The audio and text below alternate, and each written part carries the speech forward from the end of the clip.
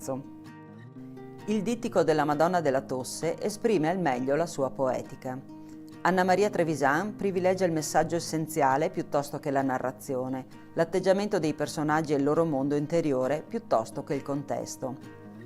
La sua è una pittura che opera per sottrazione, rinuncia alla descrizione, ricercando piuttosto la verità del momento rappresentato.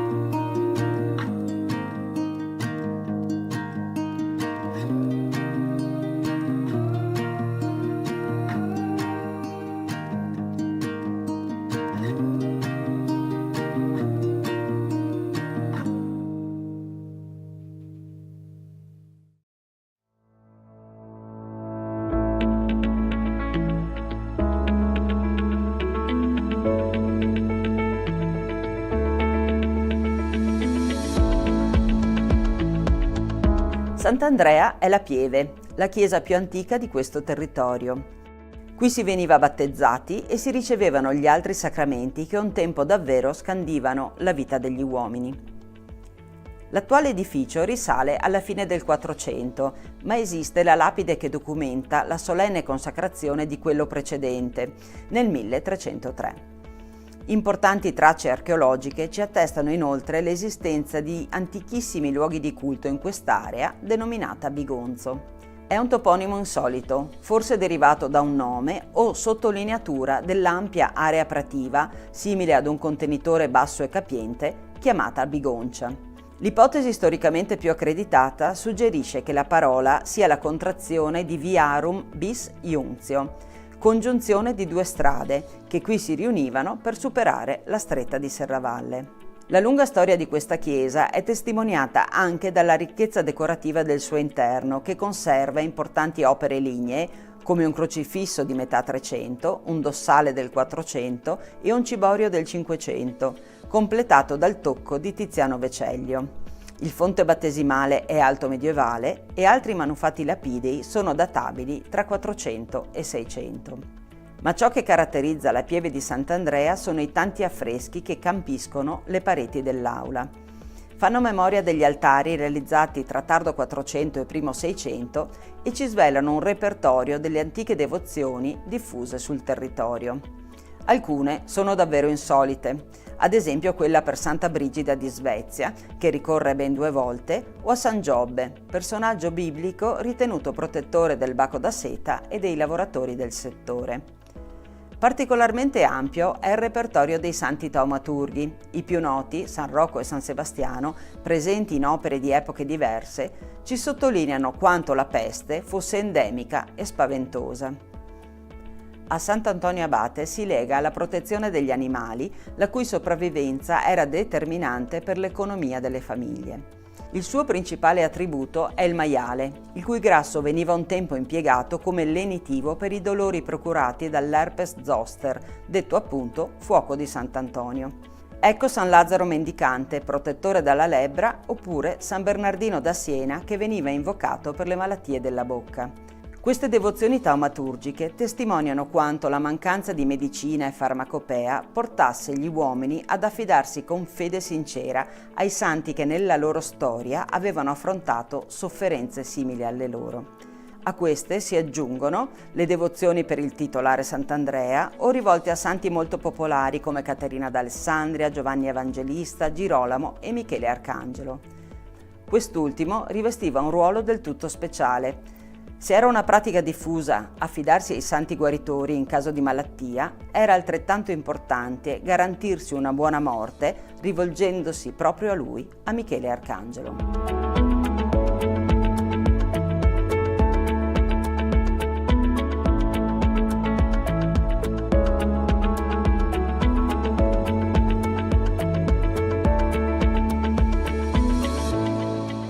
San Rocco, San Paolo, il Monte Altare, San Gottardo, Sant'Augusta, San Mamante, Madonna della Salute sono solo alcuni nomi che ricordano il sacro con cui indichiamo le colline che circondano Vittorio Veneto.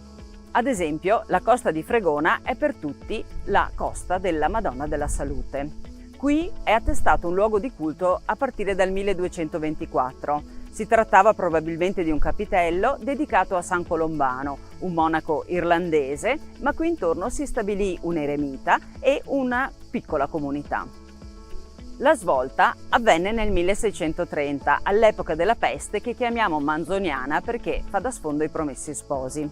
Venezia fece un voto solenne, realizzò la Basilica della Salute e istituì la solennità della festa della Madonna della Salute il 21 novembre. Ma tutte le comunità del Veneto furono chiamate ad impegnarsi in tal senso. La diocesi di Ceneda rispose proclamando San Rocco copatrono della diocesi insieme a San Tiziano, San Rocco le cui spoglie sono conservate a Venezia, e Serravalle rispose invece costruendo, modificando, trasformando profondamente il santuario di Sant'Augusta e creando il percorso per ascendervi. Ma nel 1640 Ceneda sostituì anche il capitello di San Colombano per costruire una piccola chiesa dedicata proprio alla Madonna della Salute qui sulla costa di Fregona.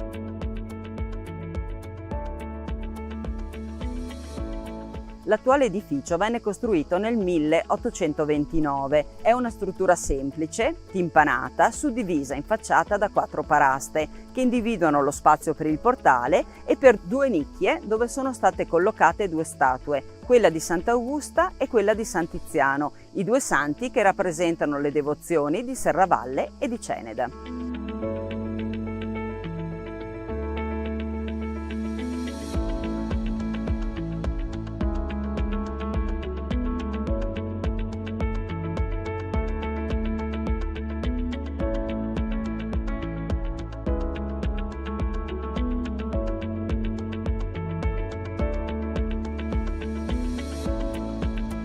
Gli ex voto, la statua caricata di rosari, la cura che si respira in questo luogo e la partecipazione sentita che si registra ogni 21 novembre ci parlano della devozione che ancora circonda questo santuario. L'attuale pala dell'altare maggiore raffigura la Madonna col Bambino e Gloria tra i santi Colombano e Lucia. È opera del pittore Enzo Alberton del 2004 e sostituisce l'opera più antica del 1630 che è stata però rubata nel 1986. Ce ne resta solo un frammento. I dipinti del soffitto dell'aula e del presbiterio sono opera di Vittorio Casagrande.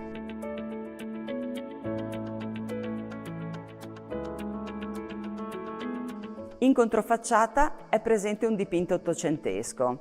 Vi sono raffigurati 2 committenti, Don Giovanni Palatini e Giovanni Zanon. Furono gli artefici della costruzione ottocentesca del santuario.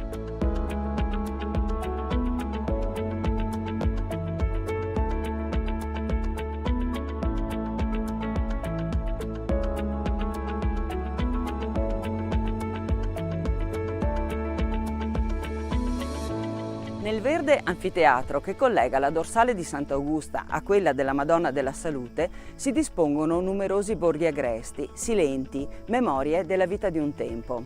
Vinera, Borghel, Case Pesaro, Rindola, Case Sassi, Spadigà, Case Meril, Boccafaè, Piadera, toponimi che parlano di luoghi pianeggianti o ripidi, di viticoltura e di antiche famiglie. Chi nei secoli ha vissuto, coltivato, falciato i declivi di queste colline, a volte resi anche molto ripidi dall'irruenza dei piccoli ruscelli che qui scorrono, ha collocato anche un segno del sacro.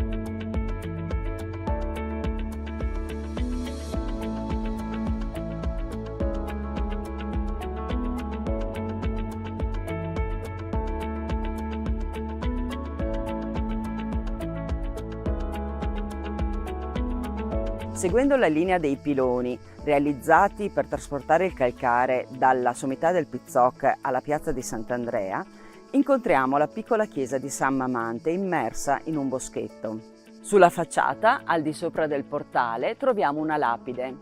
A San Mamante, insigne pastore e martire, patrono delle nutrici e dell'ecologia, l'antica pieve di Sant'Andrea, rinnovando, dedica. La fondazione di una primitiva chiesetta in questo luogo si perde nella notte dei tempi. Probabilmente si trovava poco più a monte dell'attuale. Venne qui ricostruita nel 1673 per volontà degli abitanti di questa zona, in questa posizione ritenuta più comoda per la partecipazione alle funzioni religiose. Mamante è un martire dei primi secoli del cristianesimo, nato a Cesarea, nel cuore della Turchia, un'area dove si erano sviluppate fin da subito le chiese cristiane. Mamante era un pastorello che morì a 16 anni e per questo è assimilabile anche alla figura di Sant'Augusta. Il suo culto taumaturgico è diffuso soprattutto nella Chiesa d'Oriente, ma anche in Italia ha una sua devozione, soprattutto in Veneto e in Toscana. Questa però è l'unica chiesetta della diocesi di Vittorio Veneto dedicata a questo santo. Ricordiamo però che al di là del Visentin, a Caleipo, quindi in diocesi di Belluno, ne esiste un'altra. Mamante leggeva il Vangelo agli animali, anche quelli selvatici e quelli feroci uscivano dal bosco per ascoltarlo. Ecco perché è ritenuto protettore degli animali e in generale protettore del creato. Con il latte poi di questi animali creava il formaggio e lo portava ai carcerati. Ecco perché questa presenza del latte lo rende particolarmente legato alle nutrici.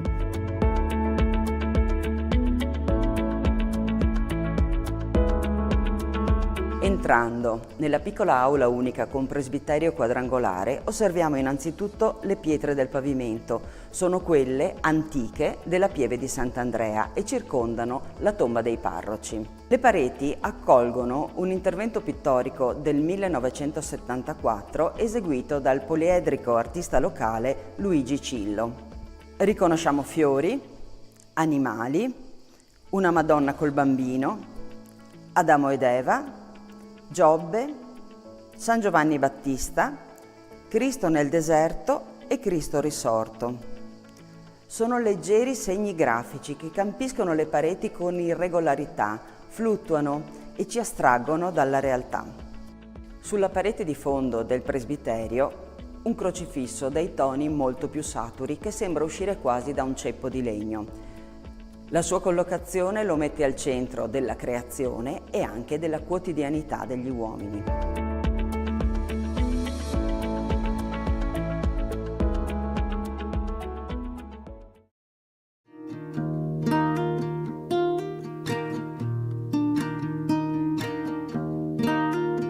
Ciò che oggi conosciamo come il santuario di Sant'Augusta è l'esito di un lungo percorso che attraversa la storia europea e quella locale, mettendo addirittura in continuità storia militare e fede.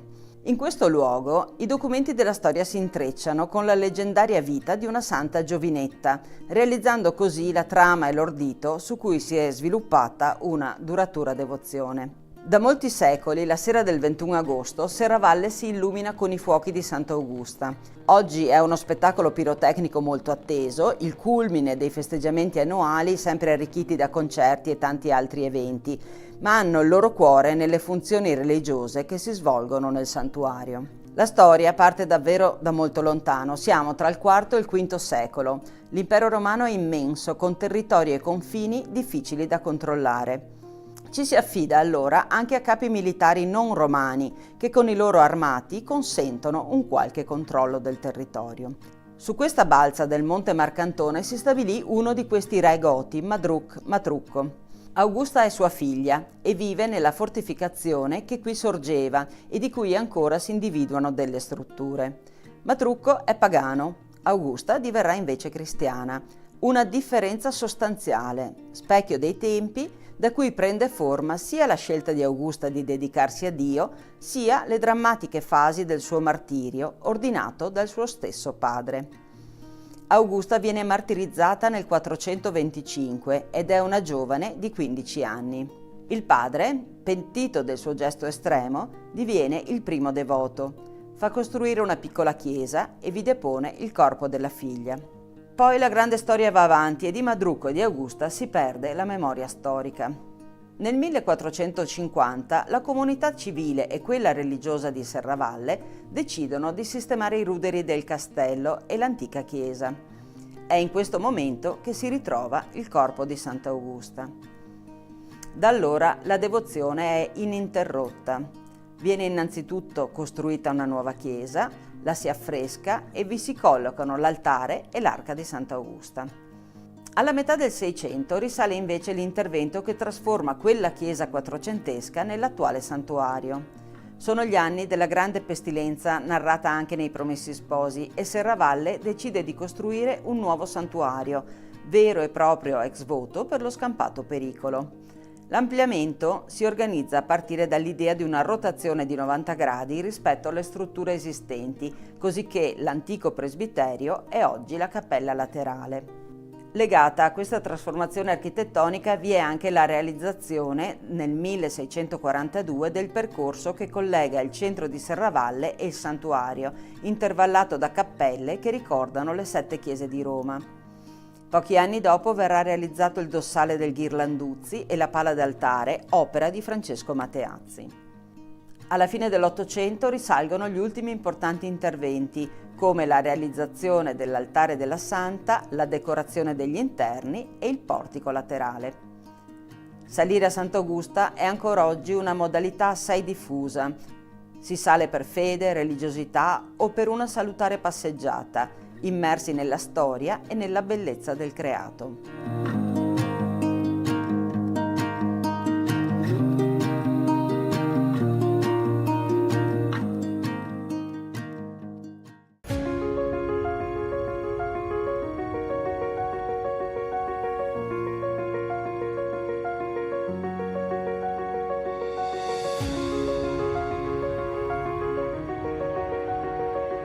Serravalle è una città del mondo. Potremmo interpretare in questo modo il fatto che esista un'incisione acquarellata di Serravalle inserita in un'opera importante in 6 volumi. Il titolo dell'opera è Civitates Orbis Terrarum, le città del mondo appunto, la cui prima edizione vide la luce a Colonia nel 1588. È una sorta di Atlante sulla scia di altre preziose opere geografiche stampate in quel tempo in Nord Europa. Quella di Serravalle è una stampa di grandi dimensioni e quindi molto preziosa, che venne diffusa anche come carta sciolta. In alto, al centro, notiamo la cartella a cartoccio arricchita da eleganti iscrizioni, colorati festoni, putti e panoplie. Precisa dove si trovi Serravalle e soprattutto il committente dell'opera. Si tratta di Minuccio Minucci, nobile serravallese legato apostolico in Germania, dapprima al seguito del vescovo di Trento Ludovico Madruzzo e poi su incarico di Papa Gregorio XIII. Lo stemma è privo delle insegne vescovili, perché Minuccio sarà nominato arcivescovo di Zara nel 1596. Questa stampa risale a circa 10 anni prima. Gli autori dei 6 volumi sono 2, Georg Braun, un chierico di Colonia, e Franz Hogenberg, un incisore di Monaco di Baviera stabilitosi in Belgio. Ma il disegno di Serravalle è probabilmente opera del Pozzoserrato, pittore nato ad Anversa e attivo nei nostri territori negli ultimi 2 decenni del Cinquecento. Le figure in basso a destra, un'aggiunta del Braun, rappresentano dei mercanti, indicano così la vocazione commerciale di Serravalle. Scopriamo gli oggetti delle loro trattative, otri gonfi di vino, sacchi di granaglie e le famose lame per le spade. La descrizione della città è davvero realistica e minuziosa. Vediamo le mura, i 3 borghi, superiore, inferiore e Calcada, i monasteri di Santa Giustina, San Giovanni Battista, poi Sant'Augusta, il Castrum e la chiesa di Serravalle, le attuali vie Martiri della Libertà, già allora caratterizzata dai portici, e Piazza Flaminio, l'unica lastricata perché adatta al commercio. Ma il dettaglio è tale che possiamo individuare i giardini all'italiana sul retro di palazzi o monasteri, come quello di San Girolamo, distinguendogli dagli spazi prativi e dai regolari frutteti che allora erano culture assai presenti. Ecco la pieve di Sant'Andrea nel suo originario contesto e poco lontano un'area agricola con case isolate e piccoli borghi. È Rindola Bassa e oggi qui c'è la Madonna della Tosse. Dopo più di 400 anni da questa immagine di Serravalle, il contesto campestre si è qui miracolosamente conservato.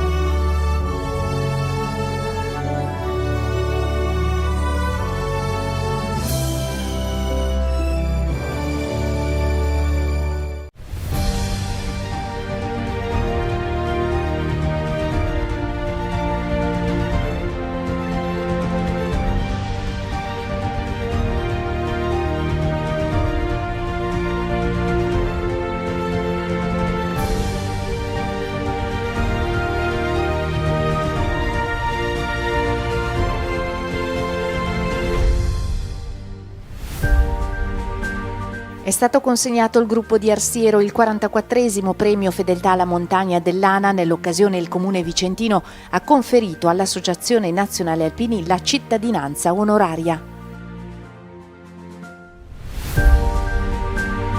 La fedeltà alla montagna è la nostra caratteristica, ha commentato il capogruppo di Arsiero ricevendo la tradizionale radice. Ora aspetta a chi verrà dopo di noi continuare su questa strada.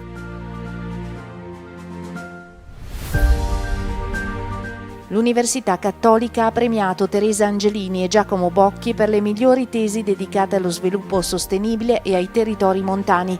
L'iniziativa, promossa con ANA e Fellowship degli Alpini Rotariani, mantiene viva l'eredità di Beppe Parazzini. Il generale di brigata Francesco Maioriello ha ceduto il comando al parigrado Francesco Suma. La cerimonia venerdì presso la caserma di Prampero a Udine.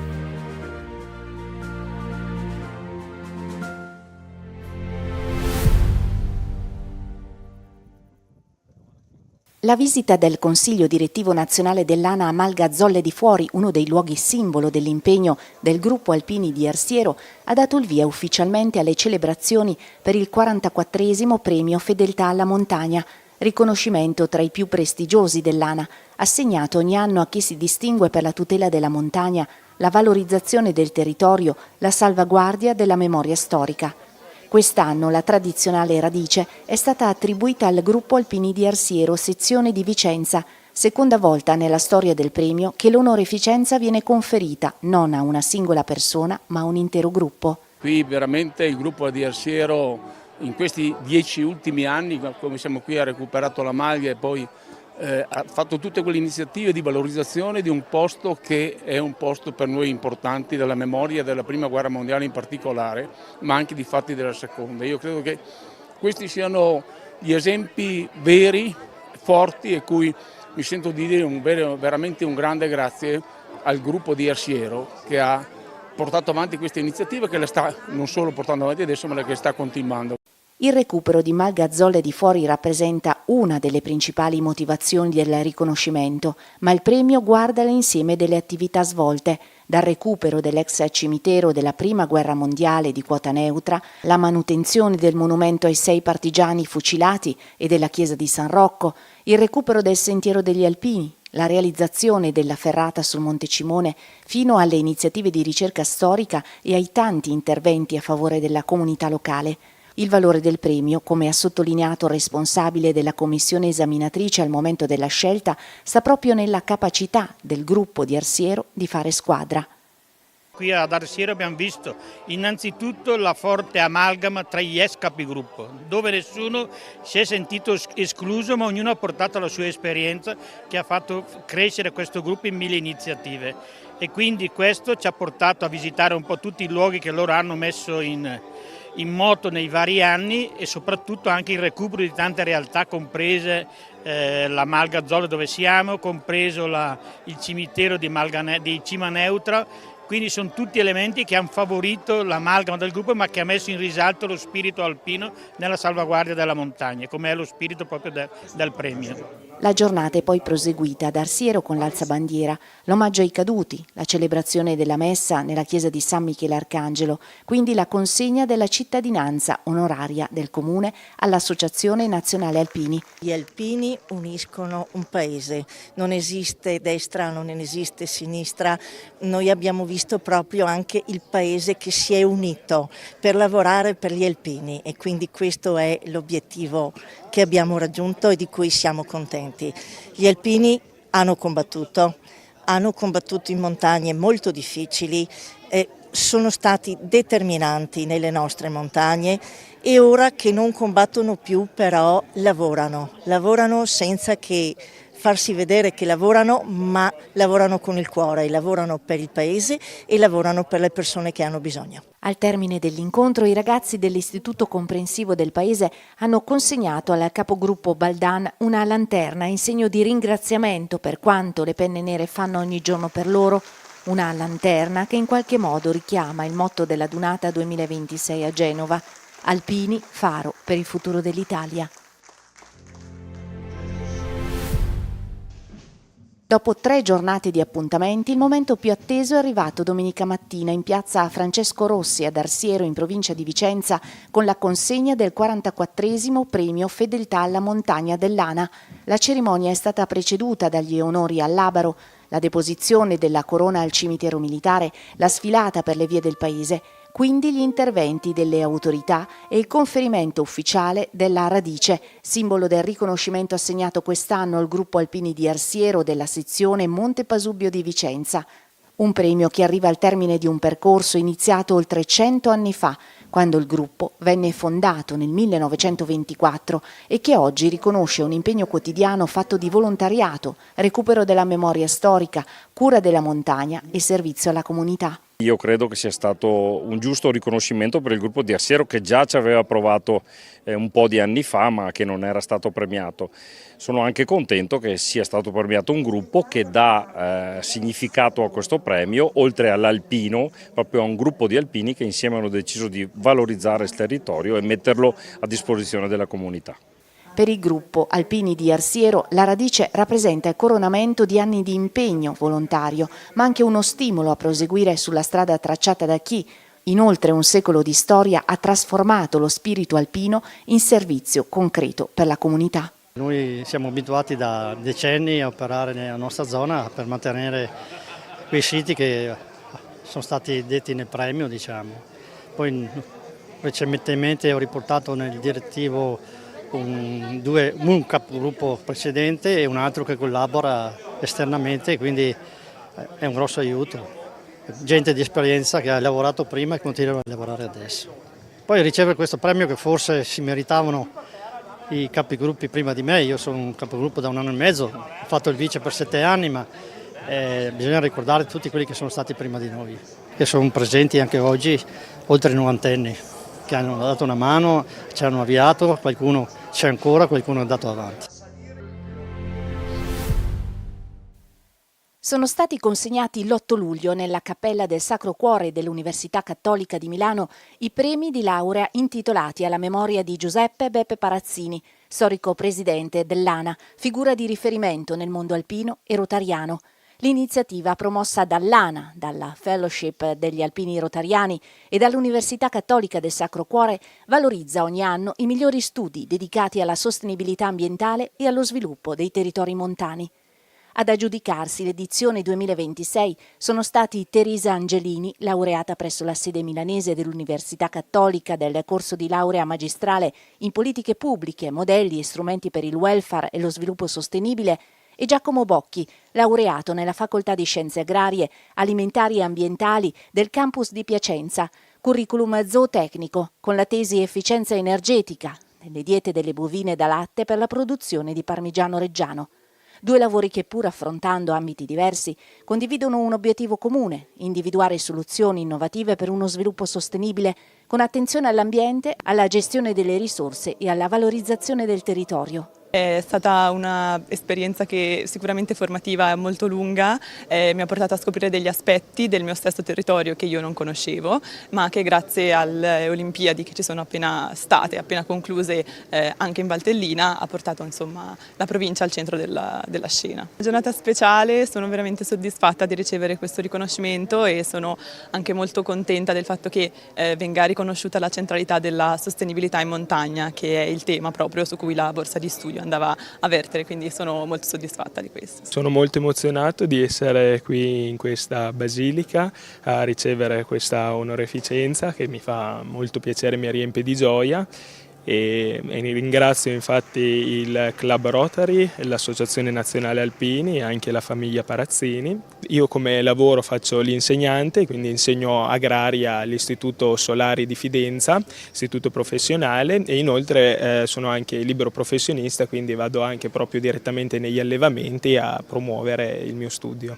I premi rappresentano non solo un riconoscimento al merito accademico, ma anche un modo concreto per mantenere vivo il ricordo di Beppe Parazzini, trasformando la sua eredità di impegno civile e di amore per la montagna in un'opportunità per le nuove generazioni di ricercatori e professionisti. A dispetto di quello che si sente dire, i nostri giovani sono sani per la maggior parte e soprattutto hanno voglia di fare e quindi il nostro premio ancora quest'anno speriamo che li possa aiutare nei loro progetti, nei loro obiettivi, sempre ricordando quel grand'uomo che è stato Beppe Barazzini. Cerimonia di avvicendamento al comando della Brigata Alpina Julia e della Multinational Land Force venerdì 17 luglio a Udine, alla presenza del comandante delle truppe alpine, il generale di divisione Alberto Vezzoli. Il generale di brigata Francesco Maiorello ha ceduto l'incarico al parigrado Francesco Suma. Per quest'ultimo il comando della Julia rappresenta un ritorno in brigata dove già aveva ricoperto l'incarico di comandante del 3° Reggimento Artiglieria Terrestre da Montagna. È davvero con un'immensa gratitudine e con un grande entusiasmo ed emozione che assumo oggi il comando della Brigata Alpina Julia, nomine tanto firmissima, una brigata che fin da bambino avevo nell'immaginario quando andavo in montagna con i miei genitori, essendo nato e cresciuto qua a Gradisca d'Isonzo e praticando già quella volta le nostre montagne friulane. Devo dire che poi la vita mi ha portato in tantissimi posti, la vita professionale, una sorta di pellegrinaggio del dovere che mi ha portato dalle Alpi occidentali alle Alpi centrali fino a Roma, ovviamente, dove ho prestato servizio con il mio ultimo incarico di vice caporeparto del 4° reparto logistico dello SME, dello Stato Maggiore dell'Esercito, ed è stata un'attività veramente formativa, assolutamente importante, che penso mi abbia preparato anche al meglio per assumere questa grande unità che, al di là delle tradizioni che sono fortissime, con un radicamento straordinario sul territorio, ha anche adesso un altissimo contenuto tecnologico, quindi investe non solo sui valori ma anche sull'addestramento e sulla tecnologia, che sono 3 principi che il nostro Capo di Stato Maggiore dell'Esercito ci ricorda sempre e che sono davvero di guida in tutte le attività che svolgiamo. Alla cerimonia era presente anche il Labaro con il presidente dell'ANA in rappresentanza di tutti gli alpini d'Italia. Quindi un grande grazie da parte nostra al generale Maiorello in questi anni con cui ha collaborato intensamente con la nostra associazione, l'Associazione Nazionale Alpini, un grande buon lavoro e spero altrettanta feeling con l'Associazione Nazionale Alpini. Ecco, è un momento importante, siamo 2 facce della stessa medaglia, come mi piace dire, e allora avanti, viva gli alpini, viva l'Italia.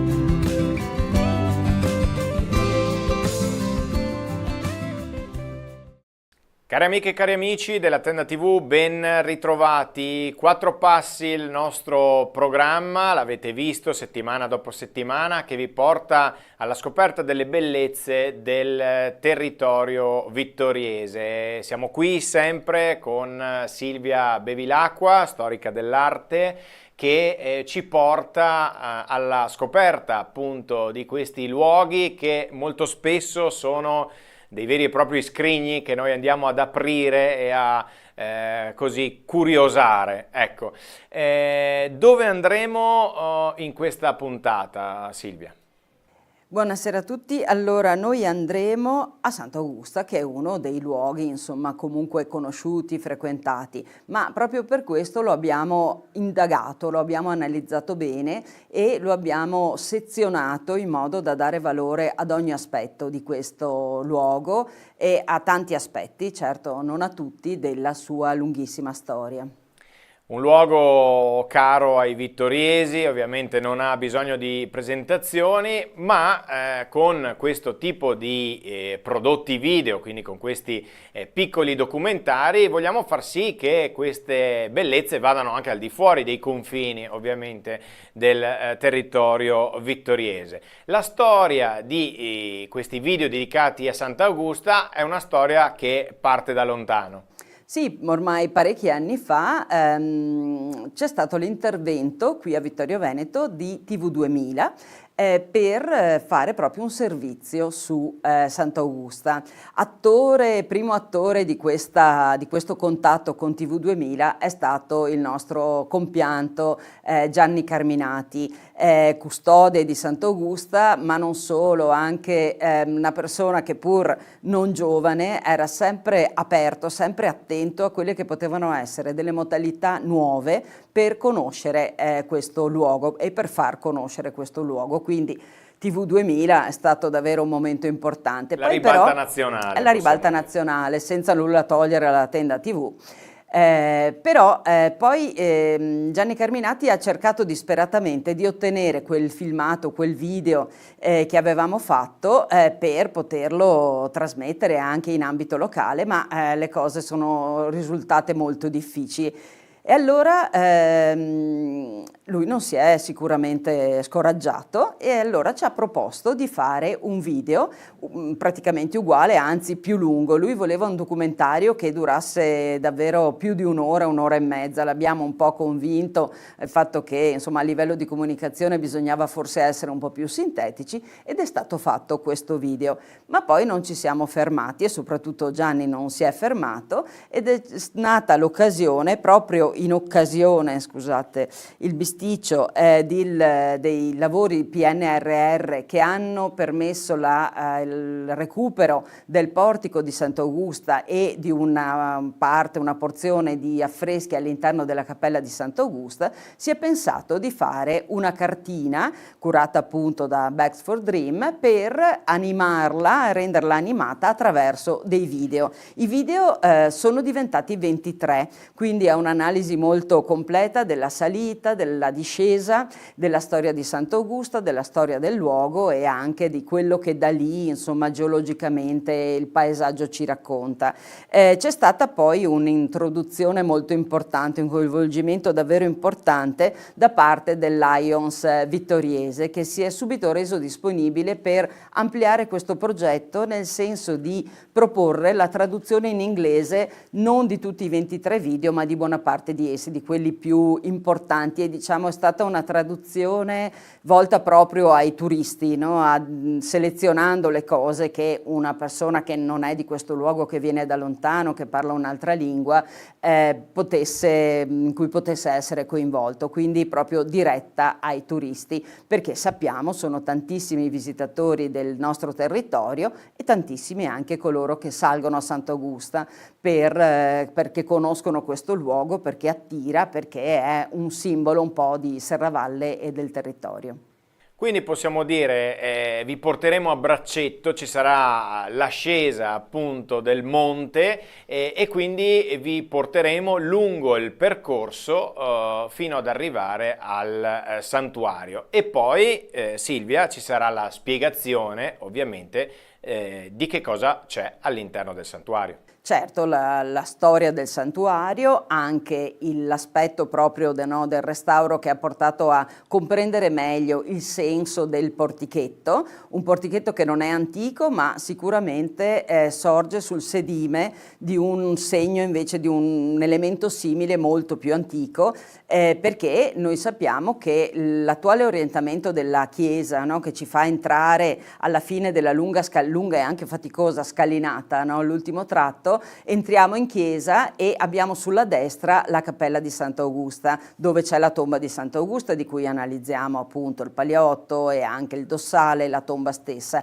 ma in realtà quella era il presbiterio dell'antica chiesa, che quindi era orientata a 90 gradi rispetto alla precedente, e l'ingresso avveniva presso un portichetto sotto il quale ad esempio c'è un pozzo molto antico e l'acqua era assolutamente un elemento importante per i pellegrini che arrivavano lì, quindi sicuramente aveva una centralità, e questo è un altro elemento che ci racconta, anzi questo orientamento diverso, questa apertura della chiesa diciamo sul lato sinistro rispetto all'attuale, alla posizione centrale dell'ingresso attuale, dovrebbe essere probabilmente rivalorizzata proprio per questioni anche di salubrità e conservazione del luogo e dei suoi affreschi quattrocenteschi. Ovviamente anticipiamo già ai nostri telespettatori che ci sarà anche un'ulteriore puntata in cui andremo a vedere un po' il contesto in cui si inserisce ovviamente il santuario di Sant'Augusta, e quindi con l'inserimento anche parlo della chiesa di Santa Giustina e di altri luoghi del sacro che stanno attorno, giusto Silvia? Sì, abbiamo in qualche modo creato proprio pensando ai turisti, a tutti i visitatori, turisti non intendo solo turisti stranieri o da lontano, ma anche un turismo di prossimità che è così importante. C'è un percorso in salita molto importante, il Sacromonte, che ci permette di raggiungere il santuario, ma poi c'è anche una discesa diciamo sul lato nord verso Santa Giustina, dove incontriamo anche la chiesa di San Vincenzo Ferrer, dove incontriamo anche la chiesa un'altra piccola chiesetta poco sopra Santa Giustina, e la chiesa di Santa Giustina, proprio a chiudere un cerchio, un percorso, tenendo conto che non è una nostra invenzione, ma prima della costruzione della grande scalinata di Sant'Augusta della metà del 1600, la strada preferenziale per salire a Sant'Augusta partiva proprio dall'antico monastero di Santa Giustina, quindi è una ripresa e una riqualificazione dal punto di vista storico anche del percorso verso nord, diciamo. Questo però sarà appunto la prossima puntata, quindi vi abbiamo già anticipato anche la prossima puntata.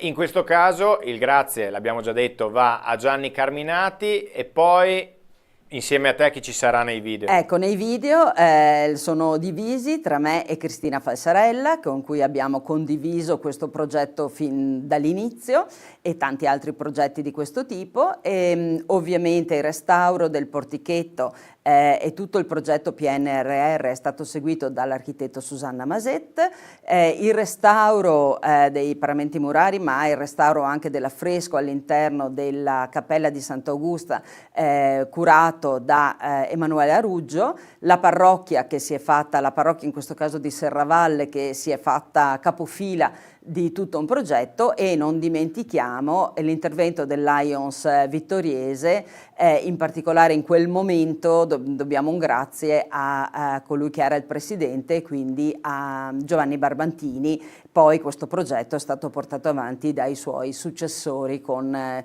continuo impegno. Adesso la salita verrà sistemata e verranno ricollocati gli elementi che ci permettono anche di inquadrare direttamente durante la salita gli elementi, in modo da avere i video a disposizione mentre saliamo. In tempo reale. Mentre si cammina. In modo da poter ripassare anche appunto la storia di Sant'Augusta. Grazie Silvia, procediamo e quindi lasciamo spazio alle immagini. 4 passi al santuario di Sant'Augusta a Serravalle di Vittorio Veneto.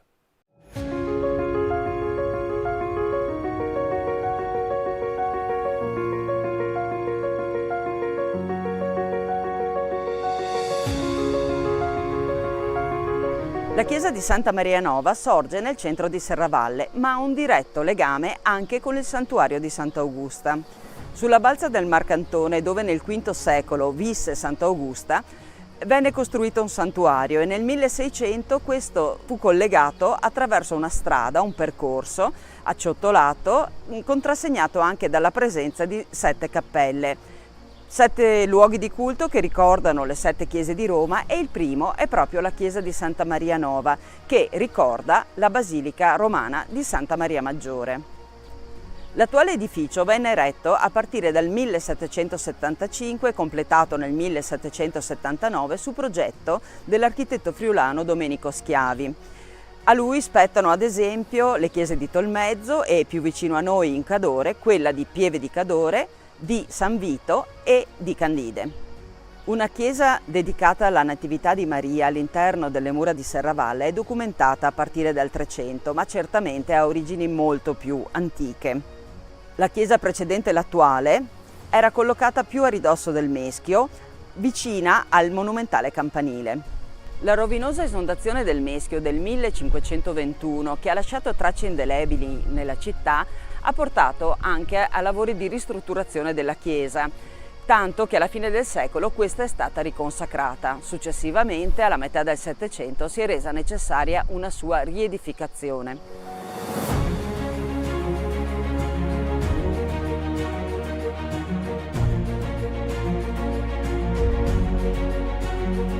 L'interno è ad aula unica, ampio, solenne. Presenta elementi della più antica tradizione come le paraste, le linee marcapiano, i capitelli, secondo lo stile neoclassico.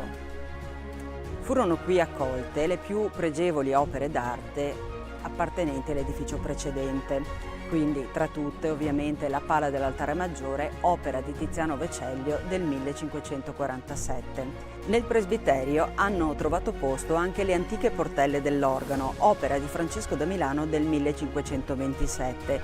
Sono 4 tele che sono state ricucite a formare 2 riquadri.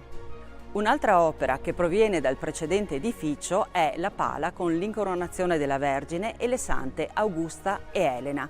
È opera del Pomarancio, quindi di fine Cinquecento, ed è un dono della famiglia Minucci.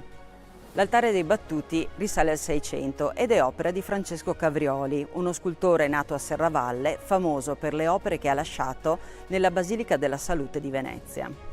Vennero realizzati anche nuovi altari e nuove tele. Tra tutte ricordiamo la Madonna della Salute, opera del pittore bellunese Clemente Doglioni. Tra 800 e 900 furono realizzati parecchi interventi. Tra tutti ricordiamo il grandioso soffitto con la Natività di Maria, opera di Giovanni Battista Canal, che con il suo effetto di sfondato collabora alla percezione di vastità e di ampiezza che questa chiesa trasmette. Notiamo poi l'organo Callido del 1822.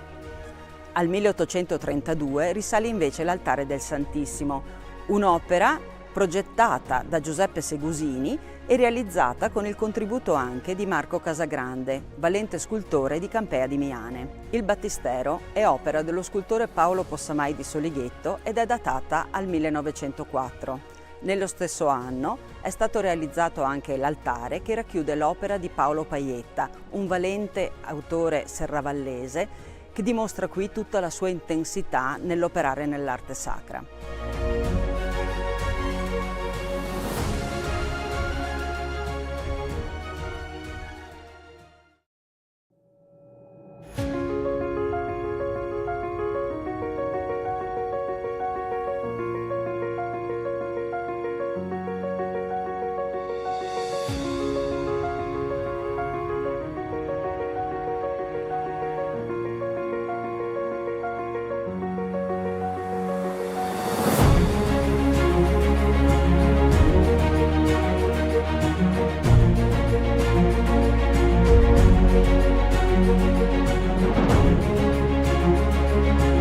Ci troviamo ai piedi della scalinata che conduce al santuario di Sant'Augusta.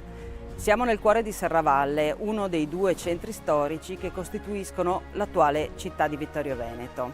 Anticamente l'accesso a questo santuario non avveniva per mezzo di questa scalinata, che è stata realizzata negli anni 30 del Novecento grazie alla munificenza di Bortolo Gei. Le strade antiche erano quelle che partivano da Via Erberta, sempre qui a Serravalle, dalla località Vinera e da Piai di Fregona, ma quella più antica, usata fin dalle origini, partiva dalla piazza di Santa Giustina.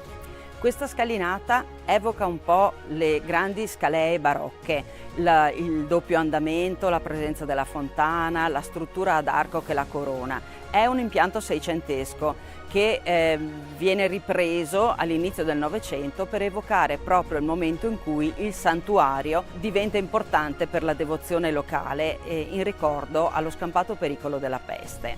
Ne fanno parte la fontana con mascherone e la grande statua di Sant'Augusta, la prima immagine della santa che accoglie pellegrini e visitatori che qui cominciano la salita.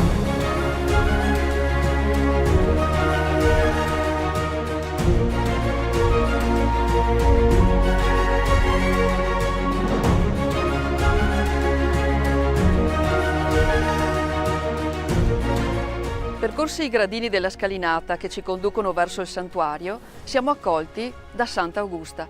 Si tratta di una scultura che sta qui ad accoglierci dal 1987. È un'opera del vicentino Giuseppe Giordani. La figura è molto delicata, guarda verso di noi e ci accoglie sorridente. Si tratta di una figura classicheggiante che già è munita di 3 attributi che costituiscono la figura di questa santa e ci introducono proprio alla sua storia: la ruota dentata, la palma del martirio e i fiori.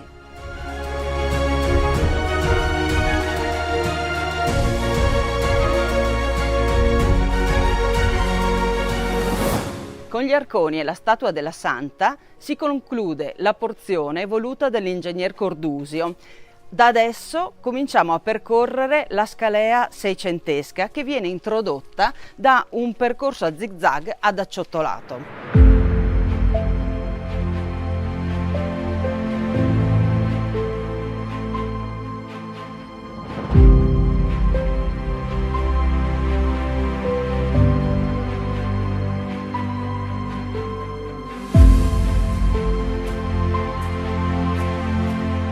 Abbiamo concluso lo stretto sentiero acciottolato e siamo arrivati nei pressi del Portico della Madonna, costruito nel 1684 da Gaspare Piazzoni della nobile famiglia serravallese, di cui resta lo stemma in chiave di volta.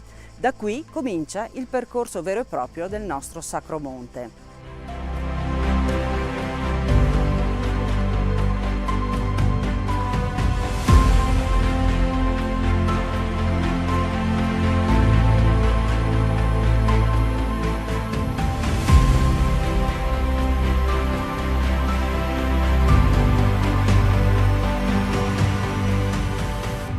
Lasciato il portico della Madonna, abbiamo raggiunto la cappella di San Giovanni. In questo percorso noi incontriamo 6 cappelle. Sono frutto di un voto che la comunità di Serravalle ha fatto nel 1630, quando imperversava la peste, la famosa peste manzoniana. Venezia aveva fatto il suo voto solenne promettendo di erigere una grande chiesa, quella che noi conosciamo come la Madonna della Salute, e aveva invitato tutte le città sottoposte al suo dominio a fare le stesse scelte di devozione, a trovare delle modalità di devozione. La comunità di Serravalle decise di ricostruire il santuario di Sant'Augusta e di realizzare questo percorso devozionale per ascendervi. 7 chiese evocano le 7 chiese di Roma. Il percorso delle 7 chiese, noto già dal VII secolo, aveva avuto importanza nel corso del Medioevo e poi era stato riaffermato da San Filippo Neri in età controriformistica. Visitare le 7 chiese, la confessione, l'Eucaristia promettevano l'indulgenza dai peccati. Con lo stesso senso, qui a Serravalle viene costruito questo percorso. Le chiese sono un ricordo di San Giovanni in Laterano, San Pietro, San Lorenzo, San Paolo fuori le mura, Santa Maria Maggiore, che per noi è l'inizio del percorso che parte appunto dal Duomo di Santa Maria Nova, infine Santa Croce in Gerusalemme e San Sebastiano.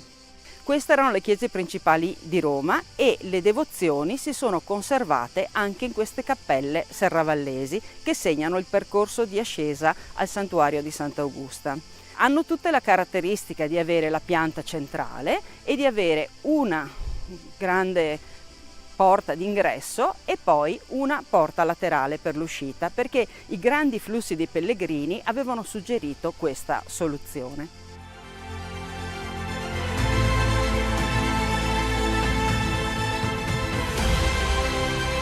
Quello che stiamo percorrendo è in realtà un sacro monte. I sacri monti sono delle strutture devozionali che nascono tra Lombardia e Piemonte dal 400 al 700. Contengono il senso dell'ascendere, del fare fatica, della preghiera, del pellegrinaggio individuale o collettivo. Anche questo allora è un sacro monte, perché noi stiamo salendo, facendo fatica, incontrando immagini di santi da pregare e pensando poi all'immagine più importante, quella di Sant'Augusta, e alla sua memoria.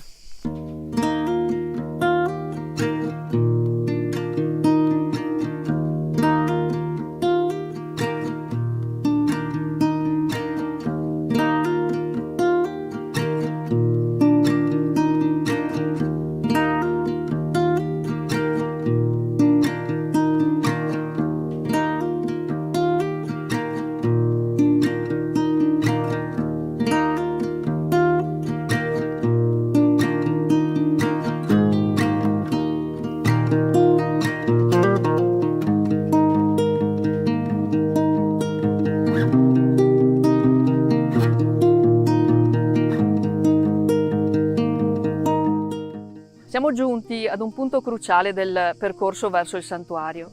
Tradizionalmente in questo luogo è avvenuto il miracolo. Sant'Augusta scendeva insieme alle sue ancelle con il grembiule riempito di pani per fare la carità nella città di Serravalle. Incontrò il padre insieme ai suoi bravi. Il padre intimò di aprire il grembiule, convinto che ci fosse qualcosa legato all'ispirazione verso la sua carità. In realtà la santa, aprendo il grembiule, vide che non erano pani, erano fiori. In questo luogo c'è questo segno ottagonale a terra e è impossibile non vederlo passandoci, è il centro del passaggio dei pellegrini, ma dal 1954 è stata eretta anche una cappella con un'immagine di Elio Casagrande che ricorda proprio il miracolo e una iscrizione che dice: aperse il manto, i pani erano fiori.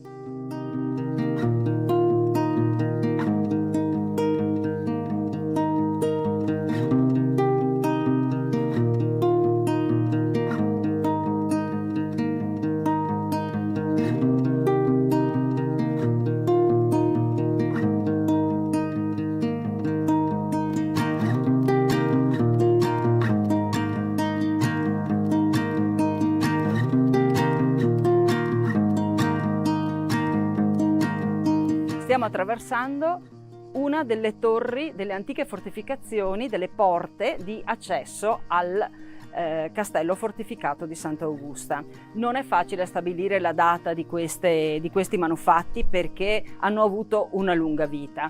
Esistevano 3 porte di accesso, questa, quella meridionale, verso Serravalle e Vinera, un'altra che non esiste più verso Pradal, e poi nella zona soprastante il santuario esisteva una serie di fortificazioni per la strada che conduceva verso Piai e Fregona. La traccia più importante di quelle fortificazioni è la cosiddetta Turris Nigra, la Torre Nera, ma che è una fortificazione di età veneziana e che era alta però fino a 40 metri e quindi da lì si dominava davvero tutto il territorio circostante.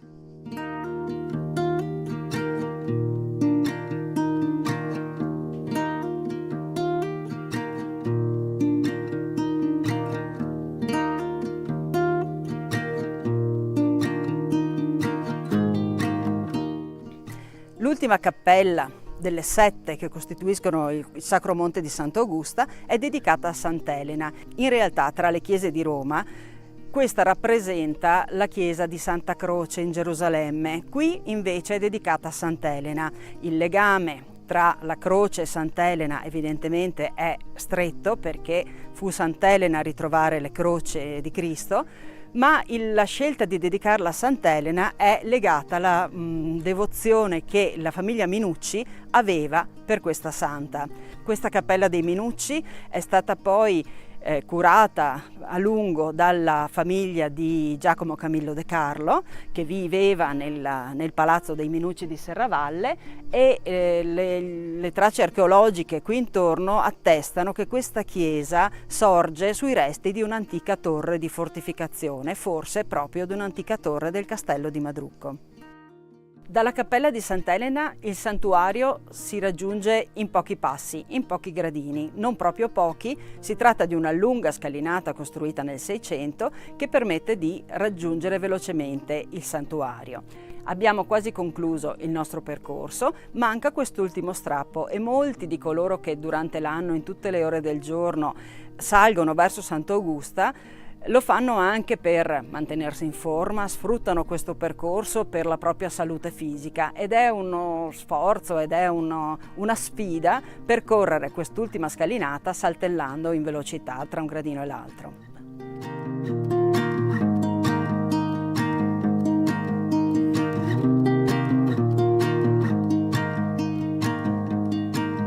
Abbiamo finalmente raggiunto il santuario di Sant'Augusta. È questo il luogo dove è nata e vissuta Sant'Augusta. Siamo nell'anno 410. Il padre di Augusta si chiama Matrucco, della madre non ci è giunto il nome. Sappiamo che questa bambina nasce, ma la madre muore pochi giorni dopo a causa del parto. Augusta viene allora affidata a una nutrice che si chiama Cita e questa nutrice è di religione cristiana e educherà a questa fede questa bambina. Augusta abbraccia con saldezza questa fede, compie opere di carità, frequenta le case dei cristiani di Serravalle e per questo il padre, pagano, la fa seguire, scopre la sua fede, le chiede di abiurare, la giovane Augusta rifiuta e per questo subirà le fasi atroci del martirio.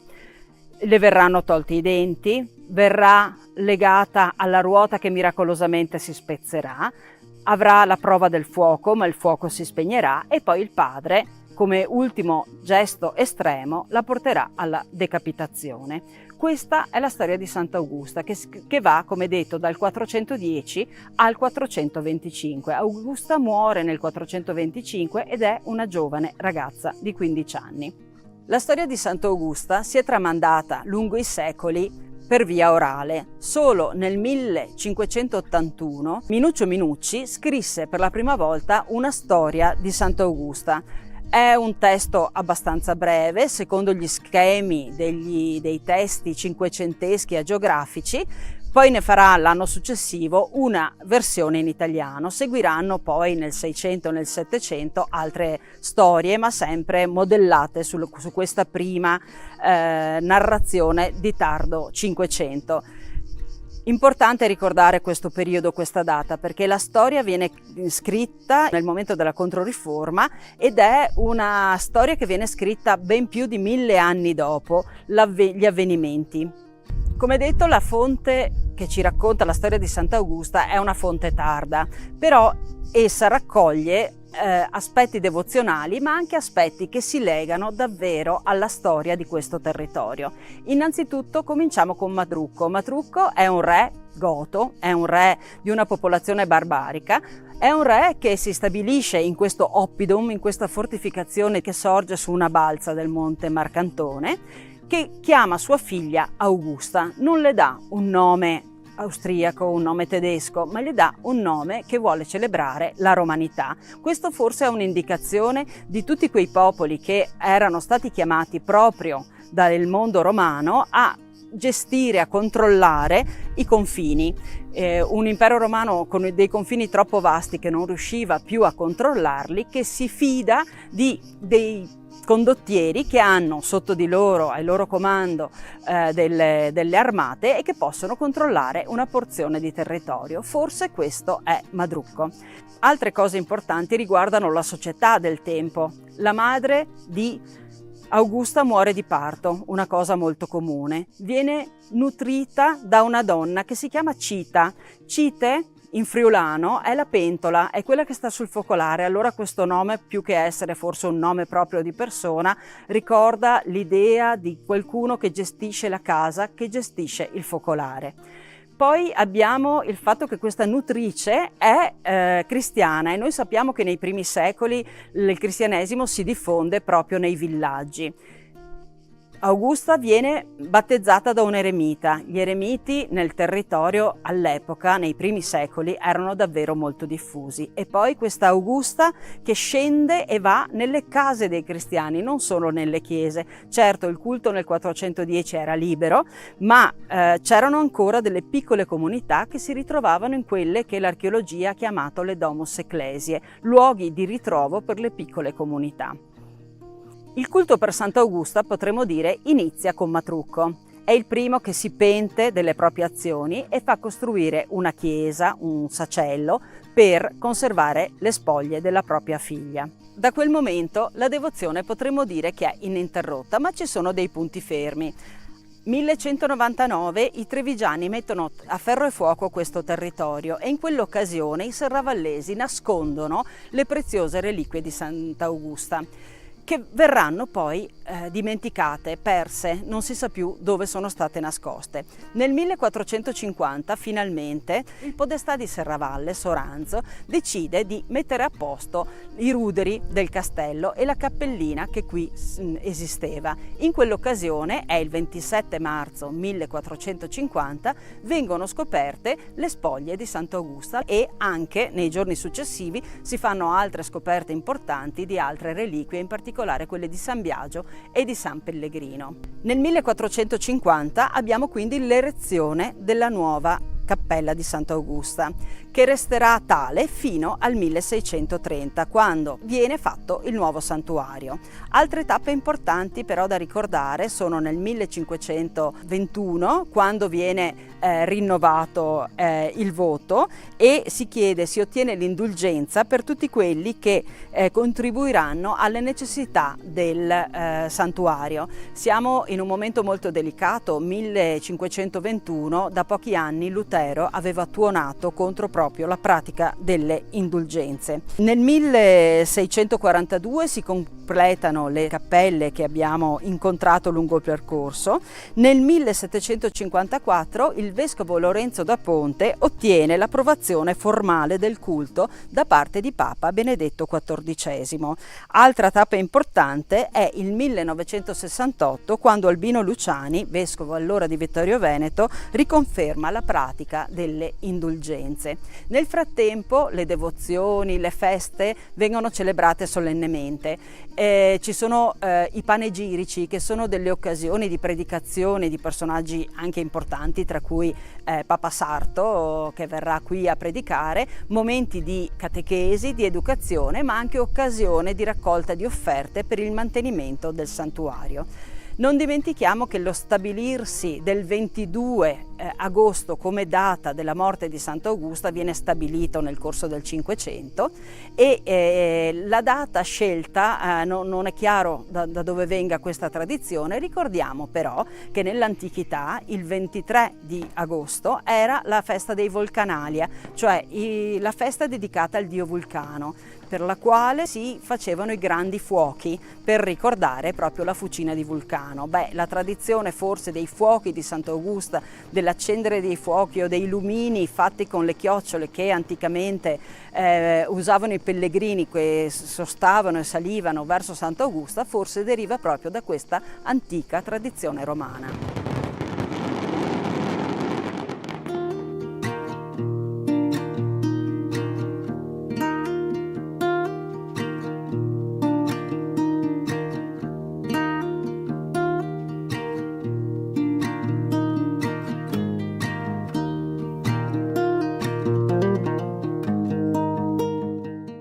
Siamo entrati nel santuario, lo osserviamo nel suo aspetto seicentesco e la parte decorativa risale però a interventi successivi databili anche alla fine dell'Ottocento. Il punto più antico, il punto più prezioso è la cappella laterale di destra, che in realtà è il presbiterio dell'antico santuario dedicato alla Santa, quello eretto nel 1450. Quindi ricordiamo che il santuario seicentesco inglobò la parte quattrocentesca, ruotando però il presbiterio di 90 gradi. Eccoci nella cappella di Sant'Augusta, una cappella che è completamente affrescata. Gli affreschi risalgono al 1450, subito dopo, e sono stati attribuiti ad Andrea da Treviso, noto anche come Andrea da Cividal, quindi Andrea da Belluno. È un pittore di tardo 400 che ha una grande capacità nella resa dell'affresco e che troviamo a Serravalle impegnato anche nella cappella dei Santi Lorenzo e Marco dei Battuti. Perché questa cappella si lega proprio alla presenza dei battuti, questa confraternita testimoniata a Serravalle fin dalla fine del 200, che sarà incaricata della gestione e della cura di questo santuario dalla sua costituzione, quindi 1450, fino all'arrivo di Napoleone, dove il patrimonio tolto alle confraternite passerà alle opere pie. Successivamente, con il concordato del 1929, il santuario ritornerà alla parrocchia. Nel 1937 verrà istituita la figura del rettore del santuario. Sulla parete di destra di questa piccola cappella, seppur frammentario per l'inserimento di alcuni elementi come una finestra e un tabernacolo per gli ex voto, abbiamo l'immagine di Sant'Augusta. Sant'Augusta si rivolge ai fratelli battuti che sono spinti in avanti, portati verso Sant'Augusta da San Lorenzo. E dietro alla figura di San Lorenzo abbiamo i serravallesi, quindi qui si costituisce una gerarchia. È San Lorenzo, il patrono dei battuti, che presenta i battuti alla Santa, e dietro stanno gli altri cittadini di Serravalle. Interessante qui riconoscere l'iconografia di Sant'Augusta. Sant'Augusta è una giovane, e giustamente sappiamo essere morta a 15 anni, bionda, perché figlia di un re matrucco che viene dal di là delle Alpi. Veste degli abiti molto sontuosi, perché un mantello rosso e una veste verde, e il mantello è foderato di pelliccia, ed ha la corona in testa. Questi sono i suoi attributi regali. Lei è figlia di un re e pertanto principessa. Sulla parete di fondo la lunetta è campita dalla presenza del Cristo crocifisso con le immagini degli strumenti della Passione. Questa si chiama l'Arma Christi ed è un antichissimo modo di raccontare la passione di Cristo attraverso proprio gli strumenti didascalicamente narrati. Ci sono i dadi, ci sono le vesti, i flagelli, colui che proferisce ingiurie, la scala, il velo della Veronica. Questo antico modo di raccontare la passione di Cristo verrà nel Settecento abbandonata a favore del sistema delle 14 stazioni della Via Crucis. L'altare dedicato a Sant'Augusta in questa cappella laterale è una struttura abbastanza complessa. Innanzitutto vediamo in primo piano questo altare che raccoglie le ossa della Santa e di altri santi con la sua mensa a forma di sarcofago, la tipica forma riservata ai martiri, di cui notiamo qui le palme del martirio. Si tratta di un'opera in marmo di Carrara e in marmo rosso di Francia, realizzata nel 1889 dal marmista e artista Arcangelo Zanette, a cui dobbiamo diverse opere importanti nel nostro territorio. Il secondo elemento invece è un dossale in pietra dorato con pesanti dorature che è datato 1476 e firmato da un artista che chiamiamo Giovanni Antonio da Marcador. Nel 1476, siamo quasi alle soglie del Cinquecento, questo artista riprende stilemi, modi che sono ancora del periodo gotico e organizza una perfetta narrazione della storia della fede del cristianesimo, mostrando la crocifissione, l'annunciazione, mostrando i santi cari alla devozione locale. L'elemento più prezioso è sicuramente l'arca di Sant'Augusta. che sorge dietro, a ridosso proprio dell'altare del 1889. Si tratta di un'arca sostenuta da colonne. Siamo in periodo veneziano, i veneziani avevano normato le tipologie anche delle tombe e le tombe sostenute da colonne erano riservate solo ai santi e ai beati. Qui abbiamo al centro l'immagine della Madonna col Bambino in trono, l'immagine di Santa Augusta e quella della sua nutrice Cita. Un'iscrizione spiega questa composizione e ci precisa anche che qui in basso ci sono delle figurine che rappresentano il podestà Soranzo e il pievano di Serravalle che attestarono il rinvenimento delle spoglie di Santa Augusta nel 1450. Interessante è la presenza delle colonnine perché si è sviluppata intorno ad esse una devozione. Coloro che passano all'interno di queste colonne avranno la guarigione dal mal di schiena. Un altro elemento interessante, più tardo, è questo piccolo sacello. La statua è del Possamai e venne portata in processione qui nel 1925 e questa piccola struttura in ferro battuto racchiude una piccola cassa che si dice sia il luogo dove sono state trovate le spoglie di Santa Augusta, ma probabilmente insomma questo non è così certo. Interessante è che qui questo segna il luogo dove fu trovato il corpo di Santa Augusta e anche qui un'altra devozione taumaturgica, mettendo la testa all'interno di questa finestrella per ammirare, per onorare il luogo dove fu trovata la santa, si ottiene la guarigione dal mal di testa. La cappella di Santa Augusta è il cuore del santuario. Qui troviamo l'arca della Santa e il sacello con l'urna. Questo spazio per noi si fa libro e così le pareti, gli intradossi e le vele del soffitto divengono pagine aperte sulle scritture, sulla devozione locale, sulla committenza. L'intervento pittorico risale alla metà del 400 ed è assegnato al pittore Andrea da Cividal di Belluno, noto anche come Andrea da Treviso. Un artista che si attarda ai modi del gotico in una narrazione pervasa di naturalismo e di eleganza nella resa di ogni dettaglio. Concentriamo la nostra attenzione sull'affresco che raffigura l'incontro dei battuti e dei notabili serravallesi con Santa Augusta grazie alla mediazione di San Lorenzo, titolare della confraternita. Come sappiamo, l'arte è espressione del pensiero, ma è anche materia ed è su quest'ultimo aspetto che ora poniamo l'attenzione. Questo affresco si era ricoperto di efflorescenze che provocavano un vasto sbiancamento superficiale. Sono problemi che ricorrono negli affreschi antichi e hanno come causa l'umidità. In questo caso non si tratta però di umidità di risalita, il problema è probabilmente causato dal microclima interno.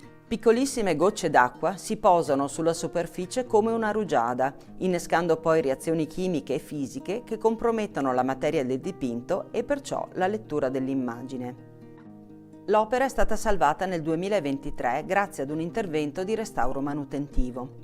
Dopo le indagini chimico-stratigrafiche per il riconoscimento dei sali presenti, le efflorescenze sono state accuratamente rimosse. La pellicola pittorica è stata consolidata e ogni lacuna risarcita a stucco con sabbie, polveri di marmo e diversi tipi di calce. Da ultimo c'è stata l'integrazione pittorica d'acquerello, perciò rimovibile, al fine di dare all'immagine una lettura più completa possibile. Oggi apprezziamo finalmente questa vivida scena. Ecco Santa Augusta. Le lettere che compongono il suo nome sono delineate in bianco ai lati dell'aureola, come nei dipinti medievali. È una principessa, ha la corona sul capo, la veste è di un verde brillante, il mantello rosso con i risvolti in pelliccia. I membri della confraternita dei Battuti di Serravalle indossano il saio bianco e hanno il flagello legato alla cintola. Sono quasi tutti incappucciati, il loro stendardo processionale, svolazzante, raffigura la Madonna, fulcro della loro devozione. I notabili di Serravalle, raccolti in preghiere e trattenuti da San Lorenzo, attendono di presentarsi ad Augusta. L'opera si raccorda con le altre qui presenti. Sulla volta vi sono gli evangelisti e l'agnello mistico, sulla parete di fronte la Madonna col Bambino in trono, mentre sulla parete di fondo ecco l'Arma Christi, Cristo crocifisso e ad uno i simboli della Passione. Restaurare è un processo minuzioso che ha bisogno di competenze tecniche, di manualità, di pazienza e soprattutto della sensibilità del restauratore. Ma solo così le opere, pur senza perdere i segni del tempo, tornano a vivere e potranno avere un futuro.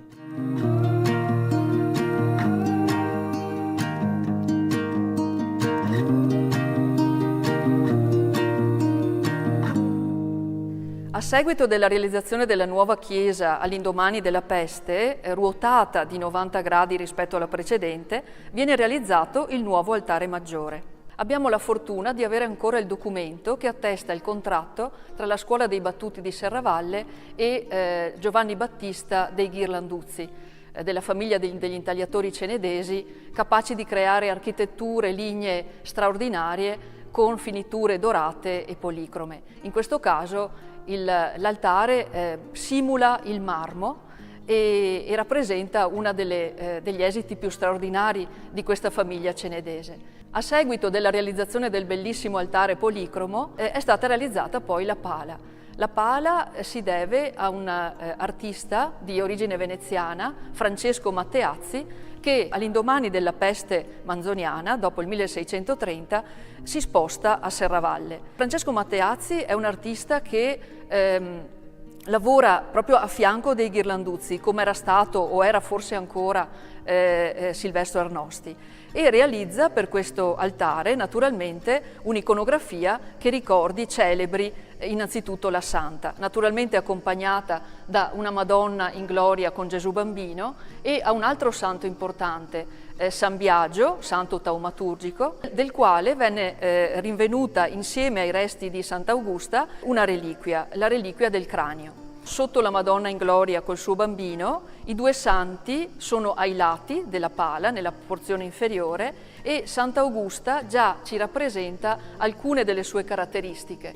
Insieme alla palma del martirio abbiamo la spada, la ruota dentata, la tenaglia e il fuoco nella mano destra.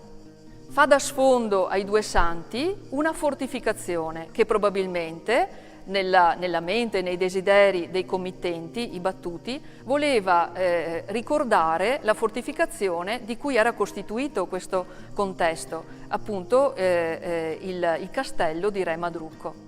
La pala del Matteazzi comprende anche un'iscrizione che ricorda il nome dei gastaldi della Scuola dei Battuti che vollero questa pala con l'anno di realizzazione, il 1653.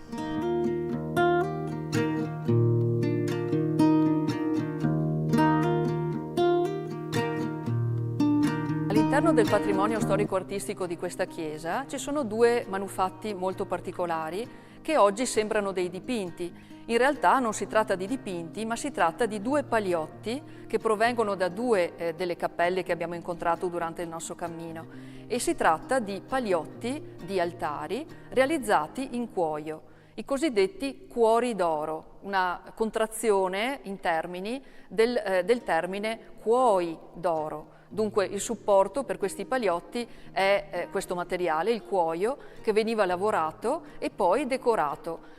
Cuoi d'oro perché molto spesso venivano utilizzati non soltanto i colori, ma anche delle finiture in argento e in oro, e inoltre l'arricchimento della decorazione attraverso l'utilizzo di punzoni metallici che venivano impressi con motivi diversi intorno a un centro e poi a una decorazione circolare.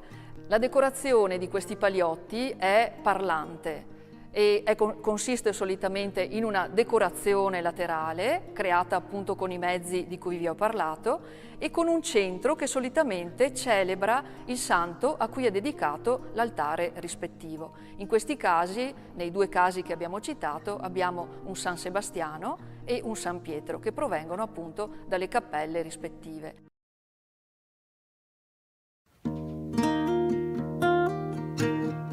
Il santuario di Sant'Augusta si trova su un terrapieno a 335 metri d'altezza, in posizione privilegiata per ammirare Serravalle. Uno sguardo dall'alto rivela che tanti sono gli elementi che oggi caratterizzano questo spazio: la cappella di Sant'Elena, la scalinata, le tracce archeologiche, l'antica casa del pellegrino, il sagrato acciottolato, l'area prativa e ovviamente l'edificio sacro. Notiamo il campanile, eretto probabilmente al posto di un'antica torre. è appoggiato sul lato meridionale della Cappella della Santa, che sappiamo essere in realtà il presbiterio della chiesa di metà Quattrocento. Non è facile immaginare una stratigrafia che ci aiuti a ricostruire con sicurezza l'aspetto che quest'area aveva in quell'epoca e seguire le successive trasformazioni. La più importante è costituita dall'ampliamento del XVII secolo, che ha davvero modificato sia le volumetrie che il linguaggio architettonico. Merita attenzione anche il portico, eretto nel 1854. La sua collocazione sembra volerci ricordare che qui, sulla parete di contatto con il santuario, oggi segnata da 3 grandi archi, sorgeva l'ingresso della chiesa del XV secolo.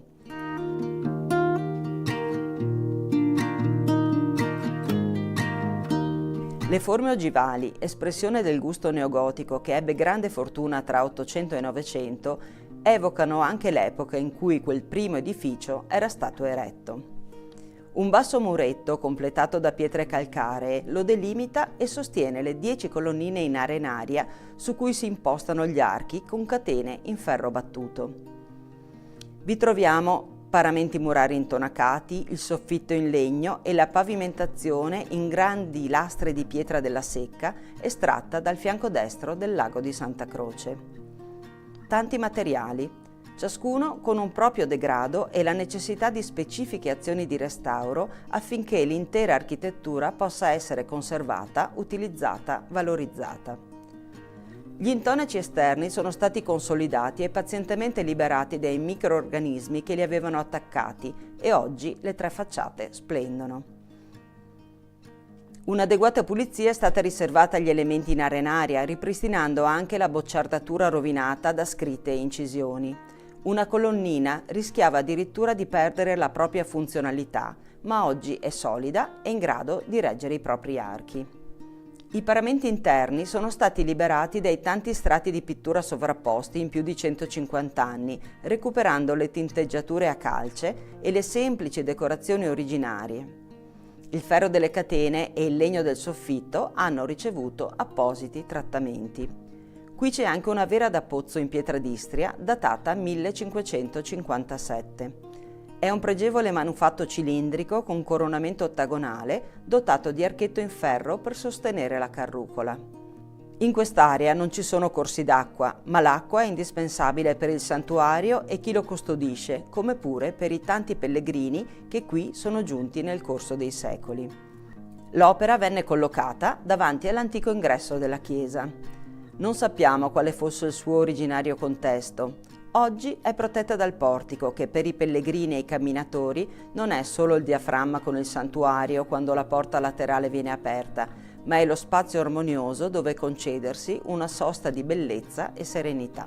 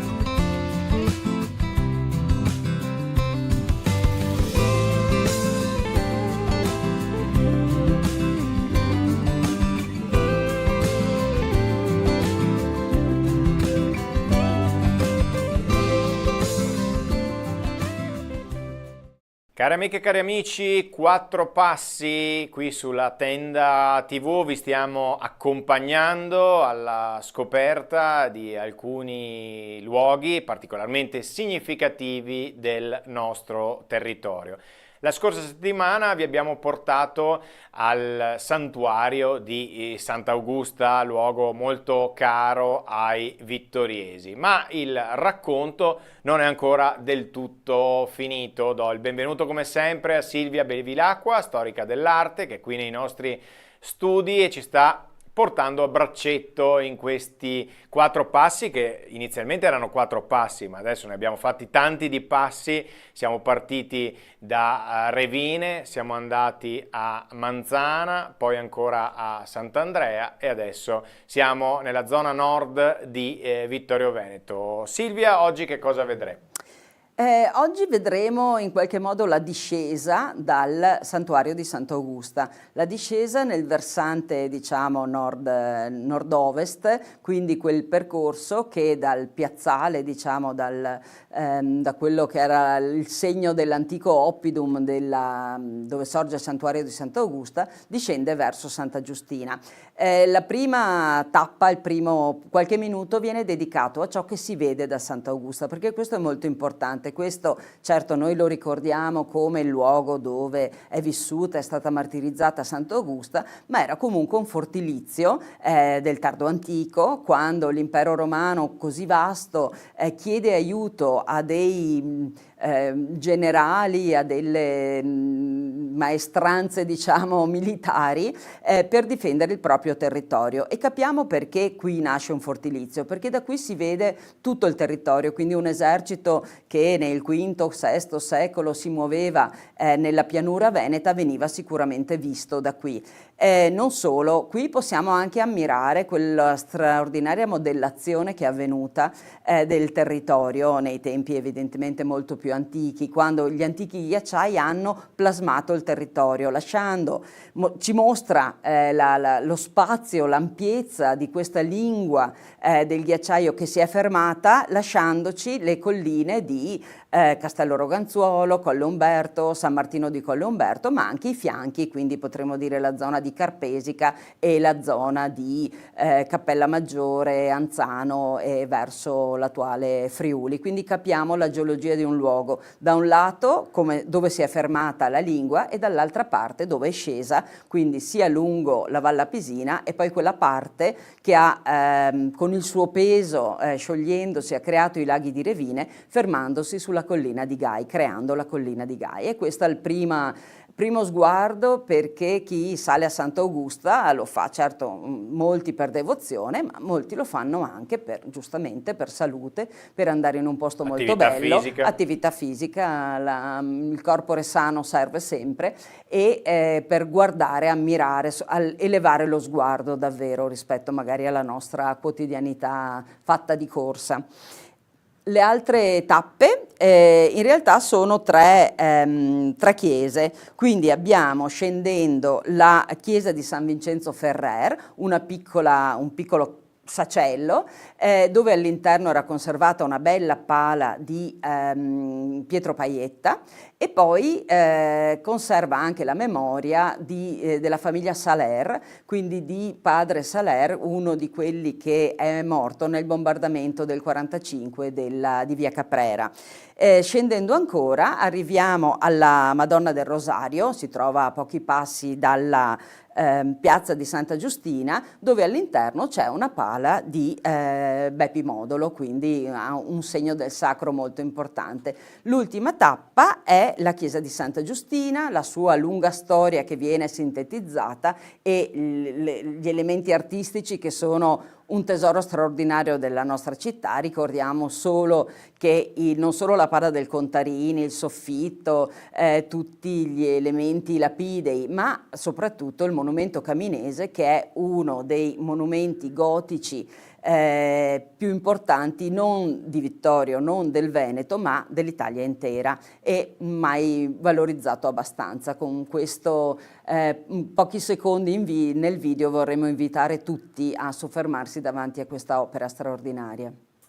Ecco, quindi questo il percorso che faremo oggi, una sorta di completamento del percorso iniziato la scorsa puntata con la salita al santuario di Sant'Augusta. Questa volta facciamo la discesa nel versante retrostante. Come ti ho chiesto in tutte le puntate, a chi va il grazie per aver potuto realizzare questi video? Allora, il grazie innanzitutto va a chi ha avuto l'idea iniziale e quindi Gianni Carminati, che ha voluto e ha creduto proprio nell'idea di fare questi video, uno strumento per lui un po' moderno, un po' diverso, insomma, rispetto alle tradizionali così, testi scritti, brochure, eccetera, no? Ma ha creduto fortemente in questo. Ringraziamo per tutto il progetto i Lions di Vittorio Veneto che ci hanno supportato, no, in questa idea con le traduzioni in inglese, e poi la parrocchia, il progetto PNRR che è stato seguito dall'architetto Susanna Masette per i restauri Emanuela Ruggio, ma soprattutto in questo caso questo lavoro l'ho condiviso, l'ho vissuto insieme con Cristina Falsarella, e è stato una bella esperienza di mettere in campo un po' le nostre conoscenze attraverso esprimendolo con un mezzo che anche per noi era un po' nuovo. Ecco, anche perché, diciamolo, sono stati i primi video, diciamo, che abbiamo realizzato nell'ambito di questo progetto. Io ringrazio e saluto Silvia Bevilacqua come ogni volta per averci dato questa panoramica su quello che vedremo tra poco, quindi grazie ancora Silvia per essere stata qui con noi. E quindi adesso andiamo a fare 4 passi, continuando il percorso di Sant'Augusta. L'altra volta abbiamo fatto l'ascesa, oggi facciamo la discesa.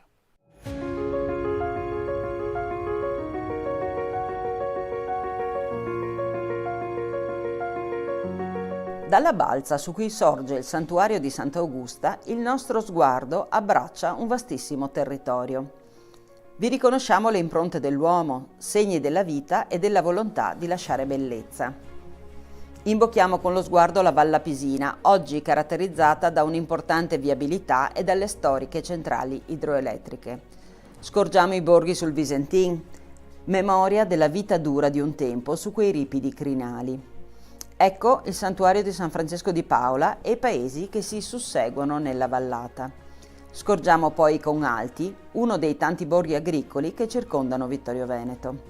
E poi la croce sul Monte Altare, le chiese sui colli e il castello di San Martino fondato dai Longobardi e testimone dell'antichità della diocesi di Ceneda.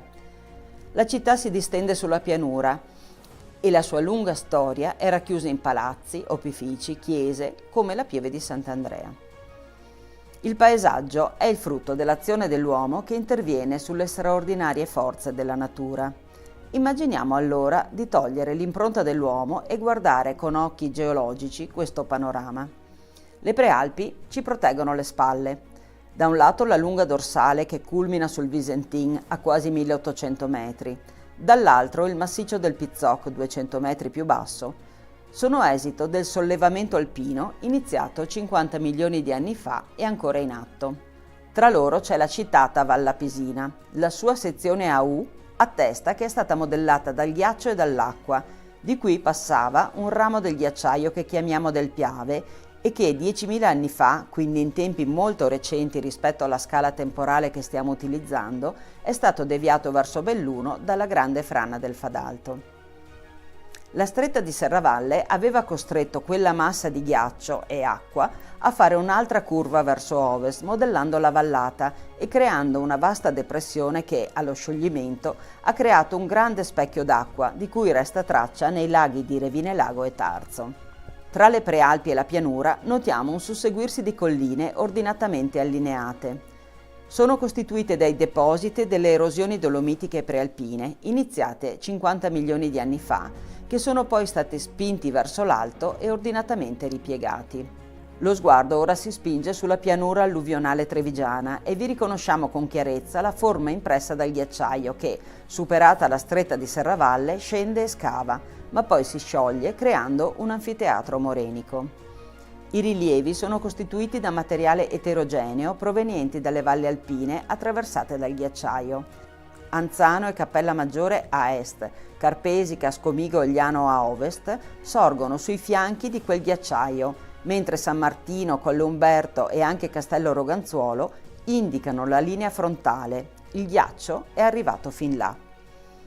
È l'ultimo dei grandi eventi che hanno modellato il territorio. Siamo nel Quaternario, un tempo lungo che si avvia 2,5 milioni di anni fa. E poi pian piano l'uomo ha fatto il resto, creando bellezza.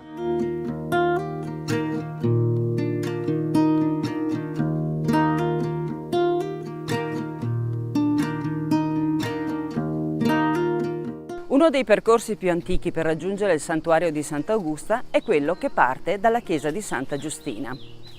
Deviando da via Pradal, calchiamo i nostri passi su pietre posate molti secoli fa per rendere più agevole la salita.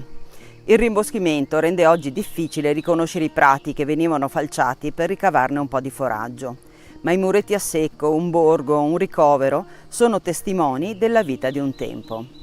Al termine del tratto pianeggiante incontriamo la cappella di San Vincenzo. Non abbiamo documenti che rivelino la data di fondazione di questo segno del sacro, dalle forme architettoniche tradizionali ma non prive di grazia.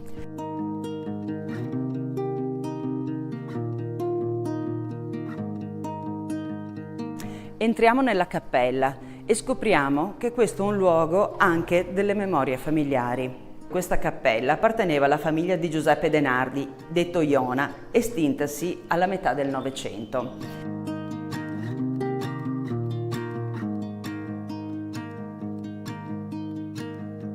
Ci sono immagini di Giovanni e Vincenzo De Nardi, i figli di Giuseppe. Il primo era sottotenente dell'8° reggimento dei Bersaglieri. Era nato a Vittorio, non ancora Vittorio Veneto, il 2 novembre 1889 e morì in un ospedaletto da campo vicino a Cormons il 10 giugno 1915, durante la prima battaglia dell'Isonzo. Morì prima di compiere i 26 anni e l'Italia era entrata in guerra da solo 18 giorni.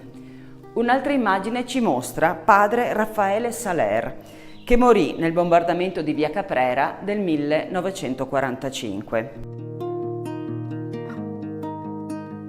Vero tesoro di questa chiesa è la pala dell'altare maggiore.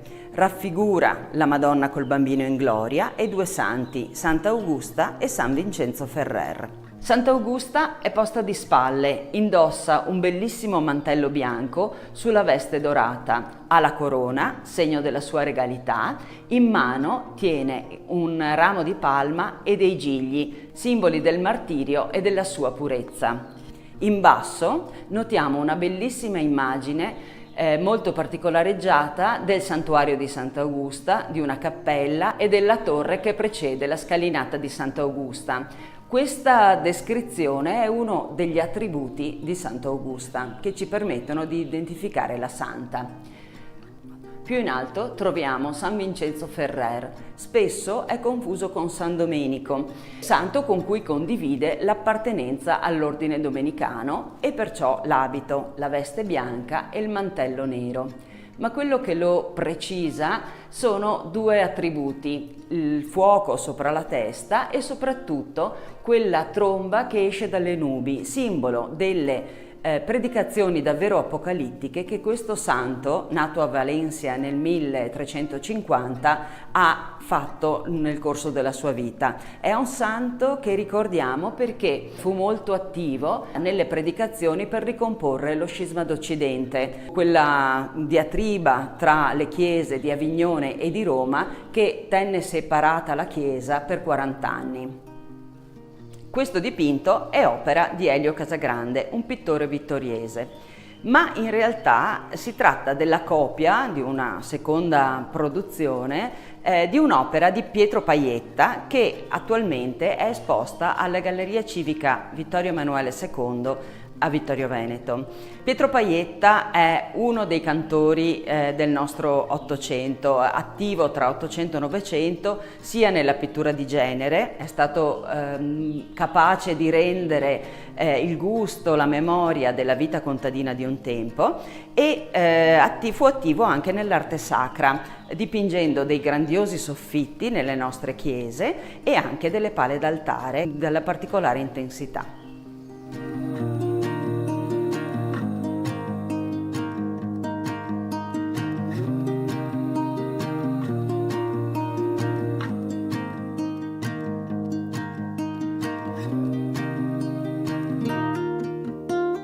Lasciata Piazza Santa Giustina, ha inizio la salita di via Prada al Basso.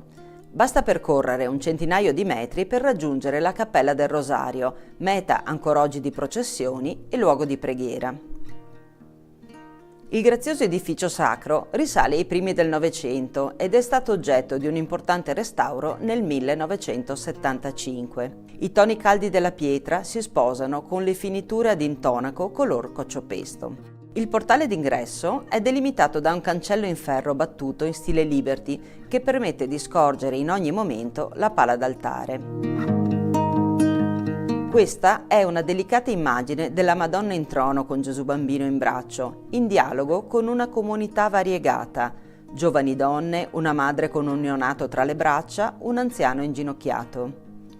Ricevono le corone del rosario e una ragazza porge alla Vergine una rosa bianca. Sullo sfondo il paesaggio locale, le pendici del Visentin, il Monte Marcantone e la sagoma delle fortificazioni.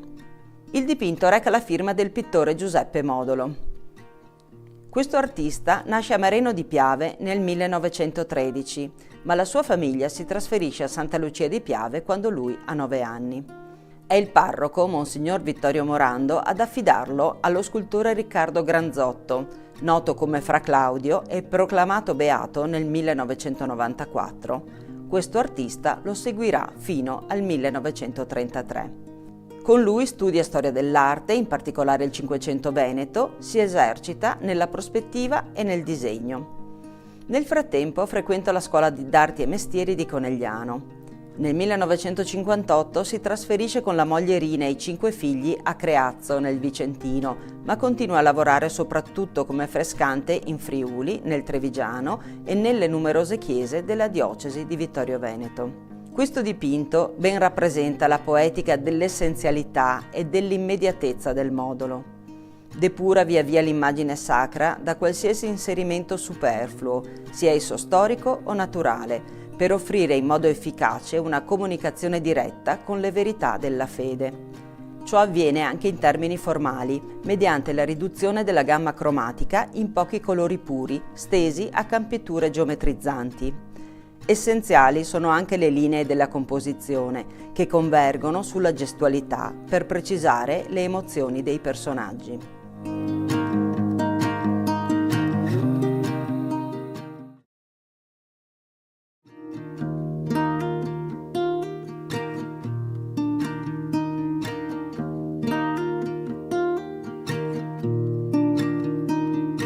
La chiesa di Santa Giustina si riconosce per le sue forme semplici, per il colore bianco e per l'eleganza del suo campanile. Venne completata all'epoca del vescovo Pietro Leoni, che fu vescovo di Ceneda tra il 1667 e il 1691, il cui stemma si trova all'interno.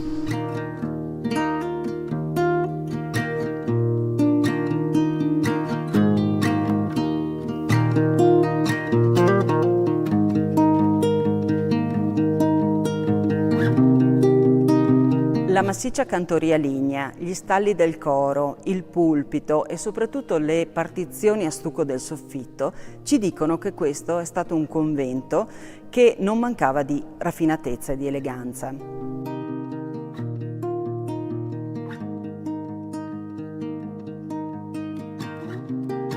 Il convento sorgeva sul lato destro. È stato poi riutilizzato come caserma, bombardato e sostituito da un'industria tessile.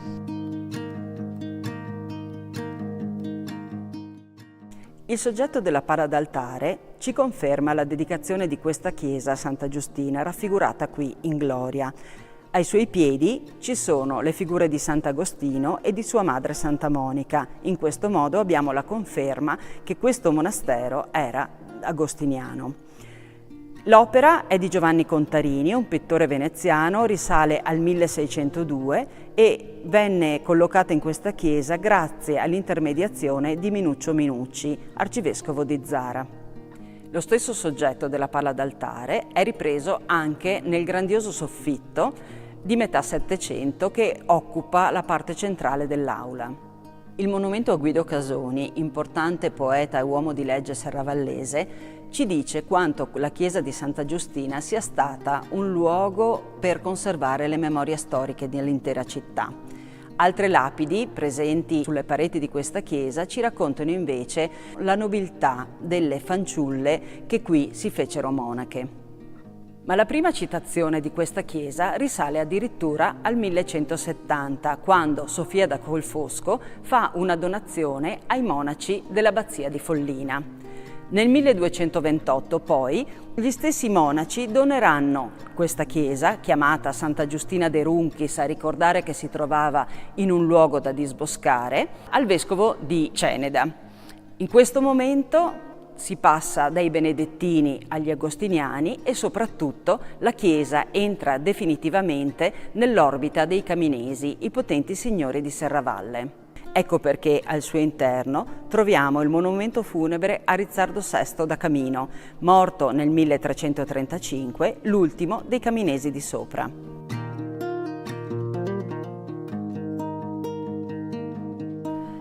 Quattro figure maschili, dai volti dolenti e in abito da parata, portano sulle spalle l'arca del loro Signore. Sono figure stilisticamente riferibili alla scultura lombarda o veronese di primo Trecento. Seguendo i modelli invece della scultura veneziana del tempo, l'arca alterna lastre in porfido rosso e formelle raffinatissime. Rizzardo IV è vestito da guerriero sceso da cavallo. Rizzardo VI offre l'anima alla chiesa, rappresentata da Maria, tra i santi Pietro e Paolo. Disteso sopra l'arca, Rizzardo VI è bellissimo. Indossa gli abiti del proprio rango, una lunga veste, la mantellina ornata da pelliccia e porta la lunga daga riposta nel fodero. Le mani e il volto sono naturalistici, perfino moderni.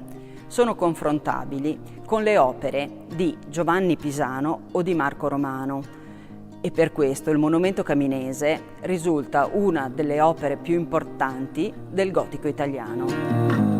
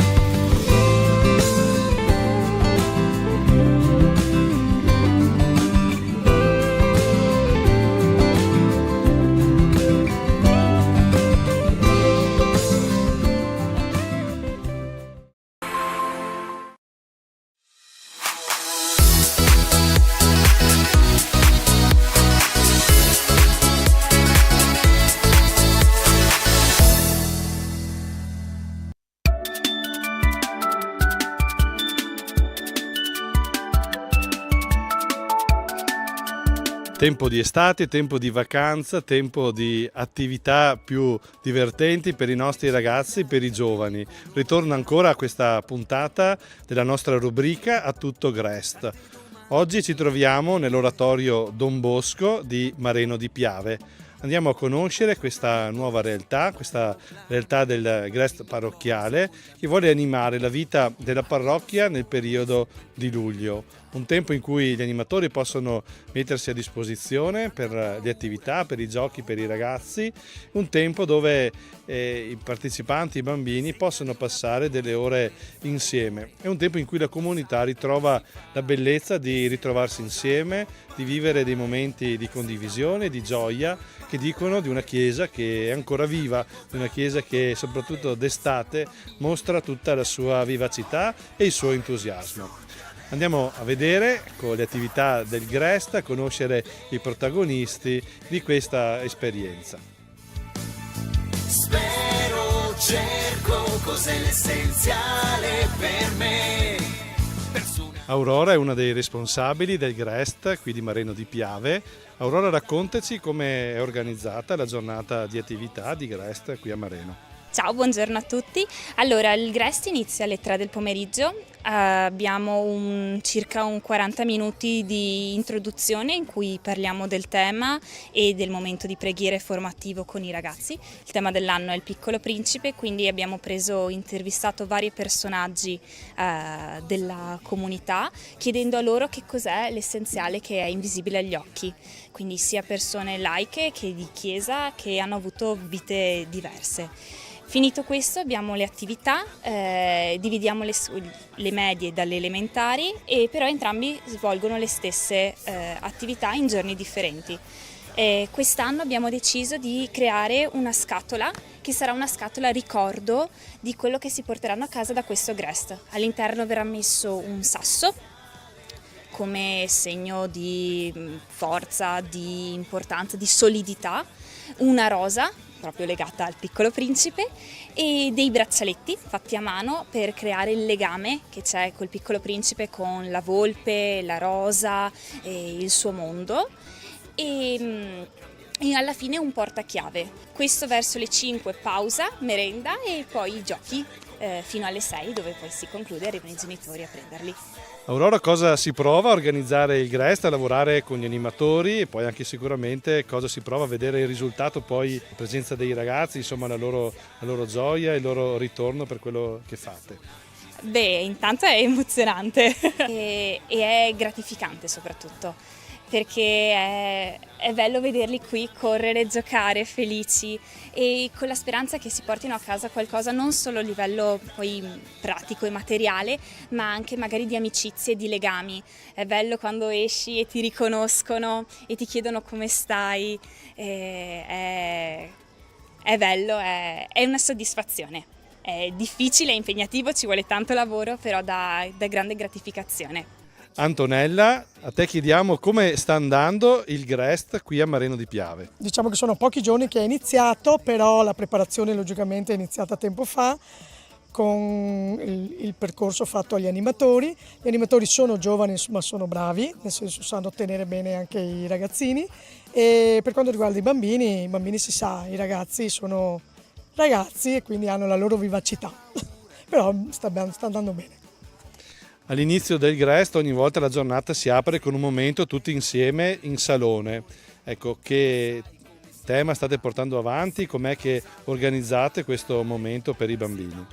Allora, il tema di quest'anno è il Piccolo Principe e quindi il momento iniziale che tutti in salone ci serve proprio per focalizzare il messaggio che il Piccolo Principe può dare e per far riflettere i bambini anche sul messaggio religioso che c'è all'interno del Piccolo Principe. E quindi è un piccolo momento di riflessione e di preghiera.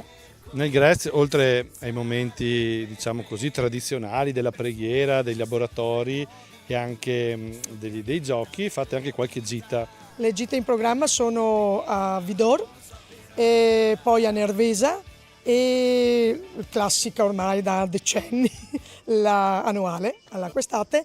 Poi facciamo anche la festa del perdono a Motta di Livenza presso il santuario della Madonna. E vediamo se riusciamo a organizzare anche una piccola uscita con i ragazzi delle medie. Che cosa vuol dire addomesticare? Ivo, volto storico del Grest di Mareno di Piave.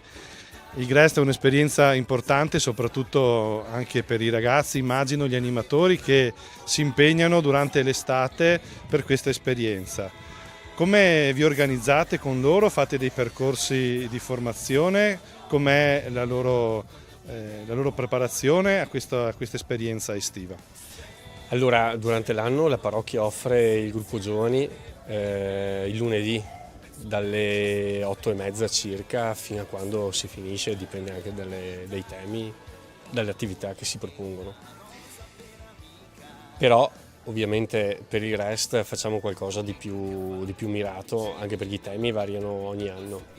Di solito che prepara che prepara i ragazzi che poi faranno gli educatori, gli animatori è Tatiana, la maestra Tatiana, e sono 3 incontri di preparazione. Però poi noi siamo anche sempre aperti anche ad accogliere i ragazzi che arrivano, che hanno magari il desiderio di fare un'esperienza. E anche per questo motivo qua che ogni giorno alle 2 ci troviamo una mezz'oretta, di solito in chiesa, e la facciamo un momento di preghiera e un momento di formazione legato proprio al tema che stiamo vivendo, alla giornata che vivremo. Il GREST di Marino di Piave abbiamo visto tanti ragazzi, tanti animatori. Quali sono un po' i numeri di questi ragazzi, i numeri dei partecipanti? Allora, i ragazzi sono 104, non sono ovviamente sempre tutti i giorni presenti perché hanno anche altre attività.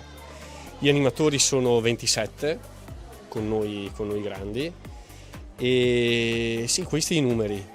Cosa ti porti a casa ogni anno dal GREST? Quanto è importante questa esperienza anche per te? Quale segno soprattutto lascia questo anche ad una comunità in questo tempo estivo?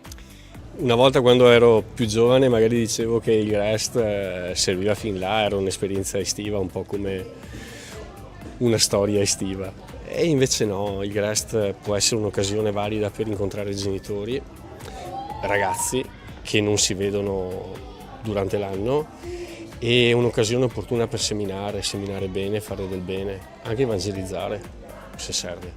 Quindi io mi porto a casa sempre la gioia dei piccoli e dei grandi. Si impara tantissimo da entrambi, sia dai ragazzi che dagli educatori.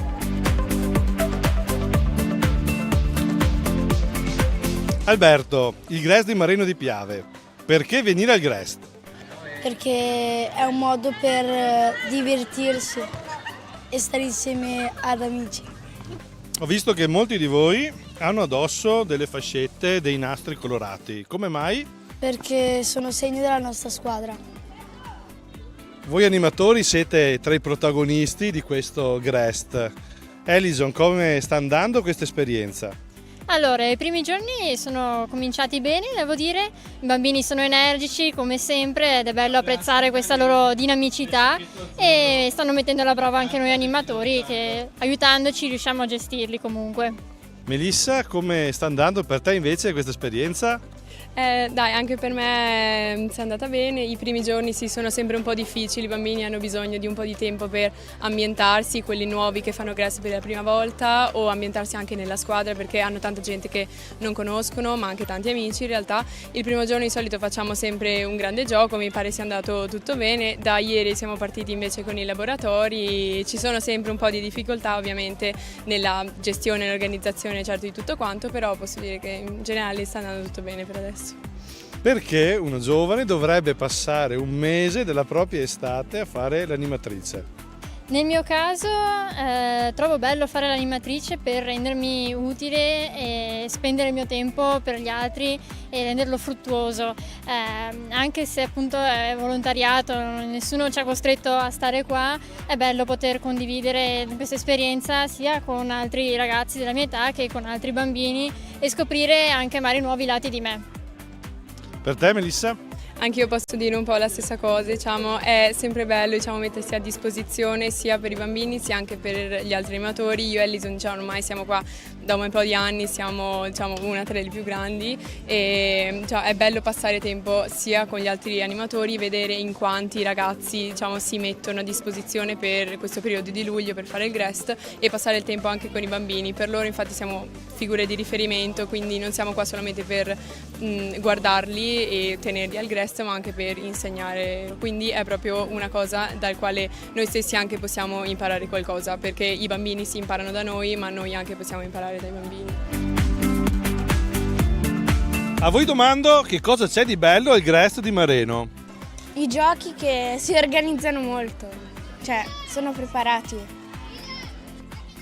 Ho visto che è una maglietta particolare, speciale. Cosa vuol dire? È la maglietta di quest'anno del Grest e diciamo che il tema è il Piccolo Principe. Perché venire al Grest? Perché è un tempo per conoscerci tutti e anche persone che non conosciamo e fare nuove amicizie. Perché è un posto dove possiamo rincontrarci con i nostri compagni di classe, soprattutto quando sei alla fine della terza media o della quinta elementare, per rincontrarli.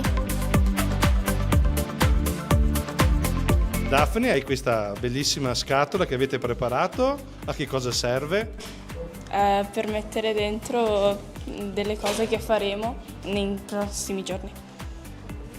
E oggi cosa state facendo? Stiamo creando delle rose. Al Grest non ci sono solo i laboratori che impegnano i ragazzi nelle attività più manuali e creative, ma come ingrediente necessario sicuramente ci devono essere i giochi. Andiamo a conoscere più da vicino queste attività che arricchiscono il Grest. Nicola, responsabile dei giochi, delle attività sportive del Grest di Mareno di Piave, quali sono i giochi che preparate per i vostri ragazzi? Beh, si passa dai giochi più comuni, come può essere il calcio, la pallavolo, al rubba al fazzoletto, se no adesso abbiamo anche inventato il gioco del tris con i cinesini, altrimenti abbiamo anche il gioco aquilone, il gioco dei birilli, il bowling. Quali sono i giochi o qual è il gioco che piace di più ai bambini? Beh, penso che questa sia una domanda abbastanza facile. La palla avvelenata è il gioco che ogni volta li entusiasma incredibilmente. Nicola, come sta andando il Grest? Come ti trovi in questa esperienza? Beh, questi primi giorni stanno andando molto bene, sono molto felice, vedo l'emozione dei ragazzi, sono proprio contenti di essere qui. Anche noi animatori cerchiamo appunto di aiutare, di trasmettere la nostra felicità, la nostra passione per quello che stiamo facendo, ci stiamo impegnando. E sicuramente si vede nei voti dei ragazzi che ci mettete impegno e passione. Chloe, questo è il tuo primo Grest o ne hai fatti altri? È il mio quarto Grest, quindi ne ho fatti già tanti e mi è piaciuto tanto. Allora ogni anno torni in oratorio durante l'estate per questa esperienza. Che cos'è che ti piace di più del Grest? Mi piacciono i bambini che sono sempre molto gentili, danno una mano a tutti e gli educatori e chi lo organizza. Don Mario, parroco di Mareno di Piave e di Soffratta, ogni anno arriva l'estate e arriva il Grest. Questo momento ravviva le nostre comunità, le parrocchie. Cosa vuol dire vivere questa esperienza all'interno dei nostri oratori? Vuol dire aiutare i ragazzi a vivere con una certa dignità il tempo che hanno libero, perché soprattutto i ragazzi adolescenti non sanno dove andare, non sanno cosa fare e questo è un problema. Arrivando qua si impegnano e quindi danno anche un po' di senso a questo tempo libero. Gli animatori non solo vivono l'esperienza del Grest, ma anche il mese prima sono preparati con gli incontri di formazione e poi preparano tutto il materiale che è necessario per fare bene il Grest. Ecco, quindi l'attività non è soltanto quella del Grest, ma anche del mese prima. Appena finita la scuola, insomma, fanno tutto questo. Don Mario, un'estate particolare questa forse, no? Da parroco, dato che con settembre, ottobre, insomma col prossimo autunno ci sarà anche un cambio, ecco, all'interno di questa parrocchia e sarà affidato un altro incarico al nostro Don Mario. Mi sono messo a disposizione del Vescovo e con Don Alberto abbiamo parlato insieme, ci conosciamo da tantissimo tempo e quindi vedremo cosa poter fare. Ecco. Grazie e un saluto magari ai nostri telespettatori. Ai telespettatori, queste cose guardatele con attenzione e approfittatene perché i ragazzi possono imparare come si fa un GREST, i genitori possono capire cosa si fa un GREST, e quindi saluti a tutti quanti e ci rivedremo più avanti. Siamo arrivati alla fine della nostra puntata di A Tutto GREST, questa rubrica che ci accompagna durante questa estate. Ricordo che potete rivedere questa puntata sul sito www.latendatv.it e anche sul sito dell'Azione. Da Mareno di Piave, dall'oratorio Don Bosco, un saluto a tutti.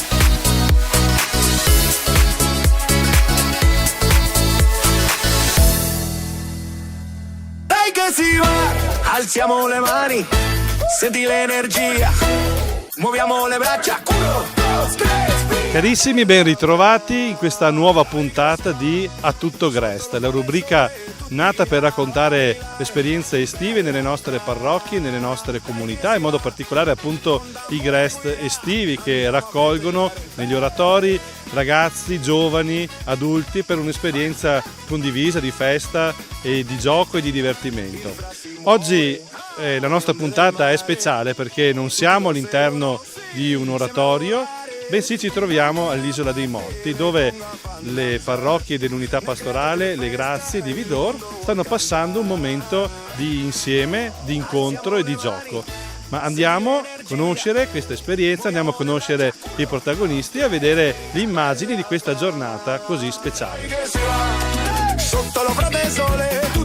La giornata di incontro dei GREST dell'unità pastorale Le Grazie di Vidor si è aperta con un momento di preghiera che ha dato il là alla giornata, a questo momento di condivisione e di festa, soprattutto tenendo conto della sacralità anche di questo luogo che ricorda appunto i caduti della prima guerra mondiale, un luogo allora che oggi ritorna a vivere con la gioia dei ragazzi, con i loro sorrisi, i loro momenti di festa, ma anche con un pensiero rivolto a chi su queste vie, su questi boschi ha lasciato la sua vita.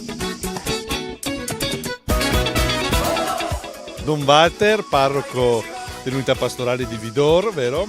Siamo qui in una giornata speciale per i vostri GREST. Raccontaci un po' qual è questa iniziativa e come si svolge l'attività nelle tue parrocchie in questa estate particolare. Nell'unità pastorale Le Grazie il mese di luglio è dedicato ai GREST. Da una parte c'è Vidore col Bertaldo, che lo sviluppano nel pomeriggio, dall'altra parte c'è il riferimento a Moriago, dove lo sviluppano al mattino. Da anni ormai c'è questa tradizione di vivere, viene chiamata il Palio dei GREST, l'occasione di una giornata insieme, tutta la giornata, in questa occasione qua all'Isola dei Morti, in cui i ragazzi si sfidano in tante abilità, occasione per condividere un momento di gioia e di festa insieme e anche un po' di competizione per vedere chi si porta a casa l'ambito premio di aver vinto il Palio quest'anno, insomma. Una giornata speciale quindi oggi, ma dentro un percorso che già da qualche giorno, da qualche settimana le vostre parrocchie stanno vivendo. Qual è il tema che state affrontando insieme e come lo stanno vivendo i ragazzi? Siamo già alla terza settimana di questa esperienza, la tematica è Bella Fra, in riferimento agli 800 anni dalla morte di San Francesco, quindi prendere spunto da alcune indicazioni, alcune testimonianze, alcune esperienze vissute da San Francesco per tradurle poi nella nostra quotidianità, a iniziare dalle giornate del GREST, dove cerchiamo sempre di dare degli stimoli per tradurre nella concretezza della giornata questi semplici insegnamenti. È un'occasione anche da vivere come parrocchia, perché i due GREST sono ambedue parrocchiali, quindi condividere dei valori e momenti di crescita importanti che culminano poi anche con la proposta di essere presenti alla messa domenicale, dove animare la celebrazione per condividere tutto questo anche con le comunità. Allora è un'occasione speciale per mettere insieme le varie comunità in un momento di festa, di gioco, di condivisione. Don Walter, quali sono un po' i numeri, ecco, di questi GREST e di questa giornata? Col Bertaldo e Vidor abbiamo più di 70 bimbi e una quindicina di animatori, supportati anche da una decina di mamme che collaborano per i vari laboratori. Dall'altra parte a Moriago abbiamo un 120 bambini iscritti, una quarantina di animatori che coordinano e curano sia i laboratori, le varie attività e i giochi previsti. Giubilate, e libertate. Siamo qui con Andrea, animatore del GREST di Vidor e Colbertaldo. Andrea, prova a raccontarci come si svolge il GREST a Vidor e Colbertaldo, la giornata tipo. La giornata tipo, escludendo il mercoledì, che come oggi siamo in uscita, siamo qui all'Isola dei Morti. Le altre giornate sono strutturate con l'inizio all'accoglienza dalle 2 alle 2:30, dalle 2:30 alle 3:15 facciamo il DON, fa il momento formativo dove parla di argomenti che ci aiutano a crescere. Dalle 3:15 alle 4:30 c'è il momento dei laboratori, dove i ragazzi si dividono nei 4 laboratori e lavorano in questa ora e un quarto. Dalle 4:30 alle 5 c'è la ricreazione, dove passano il tempo a rilassarsi un po', per poi riprendere dalle 5 alle 6:15 con i giochi e la chiusura alle 6:15 col ballo. Una giornata impegnativa, piena di attività. Come sono i bambini? Sono contenti di venire al GREST? Sì, io li vedo molto contenti, li vedo molto anche attivi, e quindi è anche bello trovare i bambini che si divertono, che ti fanno passare una bella giornata. Valentina, animatrice, coordinatrice del GREST di Moriago della Battaglia. Raccontaci un po' come funziona il GREST nella vostra parrocchia. Allora, noi iniziamo alle 7:45 con l'accoglienza dei bambini. Fino alle 8:30 sono liberi di giocare, aspettiamo che arrivino tutti a seconda delle esigenze delle famiglie. Poi abbiamo la mattinata divisa in vari momenti. Il primo momento è il momento di preghiera dalle 8:30 alle 9, 9:15, dopodiché ci sono balletti e merenda e poi dalle 9:30 alle 11 fanno dei laboratori creativi che sono organizzati sulla base dell'età del bambino. Cioè il bambino di prima elementare ovviamente farà un laboratorio più adatto alle sue capacità, piuttosto che il bambino di terza media farà qualcosa di più difficile come pittura su vetro, pittura su ceramica, mentre il bambino di prima elementare magari punteggia il cartoncino, fa l'acquario colorato. E alla fine, dopo alle 11, ci sarà invece il momento dei giochi di squadra o dei tornei a seconda dei giorni. Quest'anno facciamo dal lunedì al giovedì giochi di squadra e il venerdì dedicato ai tornei, che sono il torneo di calcio, pallavolo, calcetto, di un gioco che noi chiamiamo Bo, ma in realtà è il tam tam, abbiamo scoperto il vero nome, e ping pong. Dopodiché alle 12, 12:15 i genitori vengono a ritirarli e si va tutti a casa, ci si prepara e ci si riposa per il giorno dopo. Inoltre durante il GREST ogni settimana c'è una giornata speciale. La prima settimana facciamo il cinema all'aperto, quindi il venerdì sera accogliamo i ragazzi dietro nel campo che portano la coperta, le sedie e si guardano il cartone animato o il film da noi deciso, in modo anche da dare un po' di respiro ai genitori per una serata libera. La seconda settimana andiamo in gita in piscina, di solito lo facciamo di sabato, così da far sì che chi non può partecipare o non vuole partecipare non perda una giornata di GREST. La terza settimana siamo qui a fare il palio dei GREST e la quarta settimana c'è la serata finale che si conclude con il laboratorio di teatro, i balletti, le premiazioni dei tornei e la mostra dei lavoretti che hanno eseguito i ragazzi durante le 4 settimane. Valentina, cosa ti porti a casa dell'esperienza di animatrice di questo tempo passato con i ragazzi, i bambini e gli animatori? Molti mi dicono che sono matta perché ormai sono più di 25 anni che faccio l'animatrice io. Vengo a casa, mi porto a casa i sorrisi, mi porto a casa anche la fatica, dobbiamo essere onesti, però la gioia di vedere i bambini giocare insieme, di essere contenti di passare delle giornate diverse.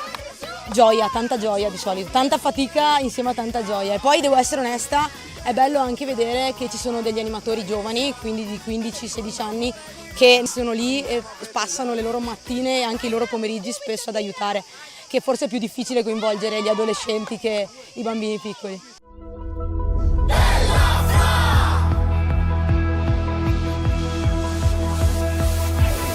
La gioia scoppia tra le mani che battono a tempo di una canzone. Cristina, raccontaci un po' com'è questa giornata, com'è strutturata l'attività soprattutto dei ragazzi più grandi.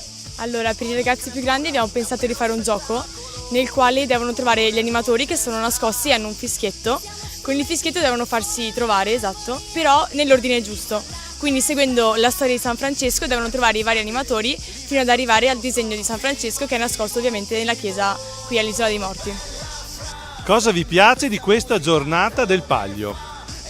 La competizione fra compagni ma anche lo spirito di squadra che abbiamo appunto con i nostri compagni di squadra. Incontrare anche le persone di Vidor, di altri GREST, giocare e divertirsi insieme agli amici e stare insieme. Come sono gli animatori? Gentili e ci aiutano quando magari non riusciamo a capire un indizio. Cosa vi piace di questa giornata del GREST? Beh, si possono rafforzare le amicizie e quindi è molto bello incontrarsi con gli amici che magari non si vedono da un bel po' e anche la competitività è molto divertente e fa anche bene stare un po' all'aria aperta. Stare tutti insieme e collaborare in squadra. Stare tutti insieme e stare a contatto con la natura. Abbiamo visto in questa giornata tante maglie diverse, colorate e anche con un simbolo, con un logo. Cosa significa, Jonathan? La scritta Bella Fra significa un'amicizia, quando un amico e un altro amico si incontrano e fanno tipo così, il nostro saluto del GREST è questo, fai 1, 2 e poi fai Bella Fra. Eva, cosa ti piace di più del GREST? Allora, mi piacciono tanto gli animatori, stare con i miei amici e i giochi, un po' di velocità, ecco. Allora sei contenta di andare al GREST? Sì, ogni estate infatti ci vado, sono molto contenta. Maddalena, perché ti piace andare al GREST? A me piace molto andare al GREST perché ci sono tutte le mie amiche e mi diverto molto e ci sono dei giochi molto divertenti, è sempre un modo per stare in compagnia e passare il pomeriggio. A me piace stare con le mie amiche e mi piace giocare. Perché mi diverto. Perché si sta in compagnia con gli amici. Per gli animatori, lavoretti e giochi. Giochiamo a Yu-Gi-Oh!, ci divertiamo. Da quanti anni vieni al GREST e perché ti piace partecipare? Vengo da 3 anni e mi piace partecipare perché giochiamo tutti insieme e ci divertiamo. nei tuoi sorrisi, sul tuo volto la sua immagine, in tutto quello che fai. Siamo qui con Laura del Grest di Vidor e col Bertaldo. Cosa vuol dire da adulto aiutare gli animatori e i ragazzi in questa esperienza? Altri anni ho partecipato al Grest, da adulto mi arricchisce sempre le giornate trascorse insieme ai ragazzi e anche agli animatori. Cristina, ti piace fare l'animatrice al Grest? Certo, mi piace un sacco, è molto divertente e soprattutto dà molta soddisfazione con i bambini e con i ragazzi ovviamente. Poi organizzo i giochi, quindi vedere loro che si divertono, mi diverto anche io, è davvero molto bello. Tra animatori com'è il rapporto? C'è collaborazione? Sei contenta di questa esperienza? Sì, assolutamente, si impara ovviamente a collaborare, però è molto divertente, soprattutto perché ci si conosce, ci si vede ogni giorno e quindi si crea anche un legame molto profondo tra di noi. In questa magica danza, danza, danza. Don Walter, quanto è bello, quanto è importante che delle comunità, dei Grest si trovino insieme a passare una giornata nell'ottica della condivisione, nel gioco, nel divertimento, ma anche continuando a portare avanti quei messaggi che al Grest vengono proposti. Beh, penso sia un aspetto importante, come altrettanto importante, forse non abbiamo accennato, è quello che almeno noi cerchiamo e penso sia un po' dappertutto, una formazione degli animatori unitaria. È da 2 anni che cerchiamo di portare avanti questi incontri di formazione perché il progetto è unitario pur nelle diverse realtà che acquistano sfumature anche diverse, ma l'unicità del cammino assieme pur nella diversità è un arricchimento per tutti. L'idea è nel proseguio anche di individuare altre occasioni da condividere. Si sta pensando al mandato degli animatori in un'unica parrocchia per tutte e 4 le parrocchie ad esempio. Sono iniziative che penso abbiano una prospettiva e abbiano un significato e un valore proprio in riferimento al collegamento con le parrocchie di cui si proviene. Si conclude qui questa 4ª puntata di A Tutto Grest dal Palio dei Grest dell'Unità Pastorale Le Grazie di Vidor. Salutiamo e ringraziamo Don Walter e tutte le comunità che ci hanno ospitato.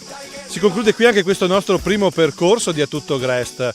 Ci troveremo probabilmente tra qualche settimana con la fine di agosto e i primi di settembre con i Grest che si sviluppano in quel periodo.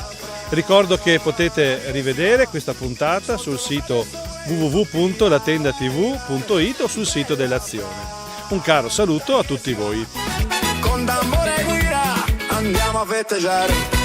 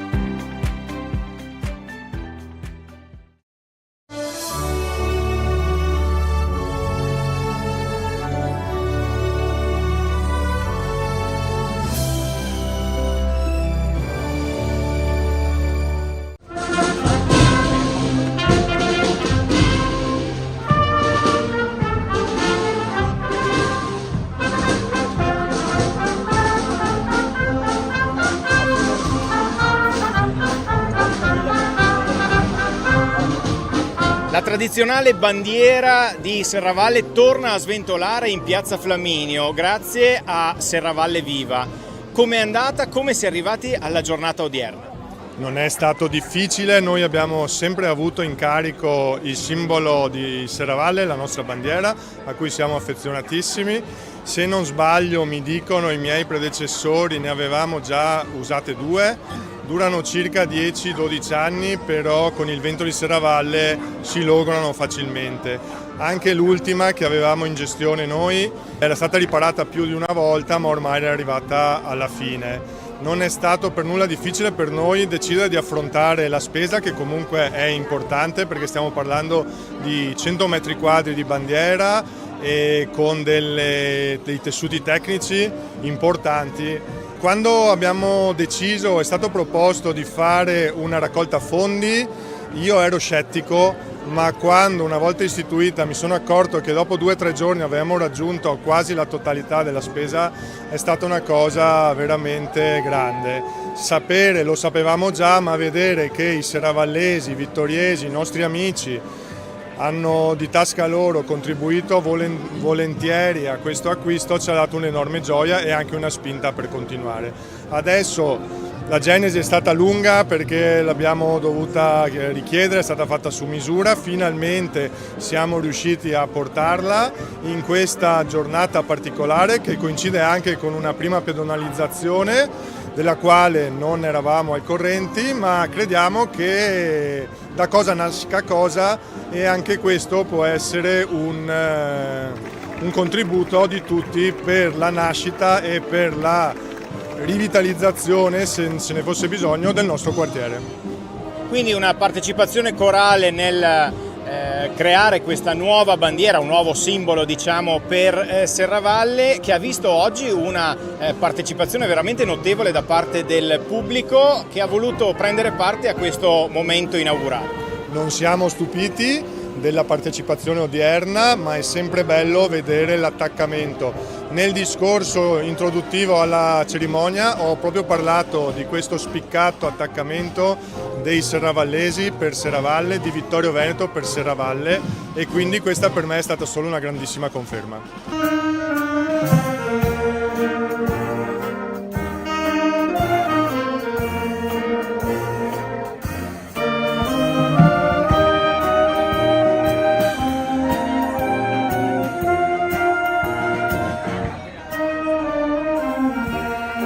C'è stata la partecipazione anche del corpo bandistico di Cappella Maggiore.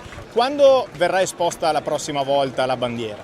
Allora, noi non abbiamo un elenco di eventi, naturalmente adesso con l'avvicinarsi dei festeggiamenti di Sant'Augusta daremo sicuramente molto spazio, un contributo importante per la bandiera. Naturalmente noi dobbiamo personalmente ritirarla ogni sera, anche perché appunto sappiamo che a Serravalle, specie la sera e al mattino presto, il vento è molto forte, per cui è anche un dispendio di tempo e di energie.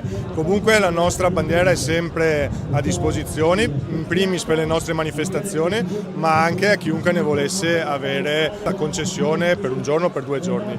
Quindi sicuramente le prossime manifestazioni, che sono veramente dietro l'angolo, saranno e vedranno la nostra bandiera protagonista.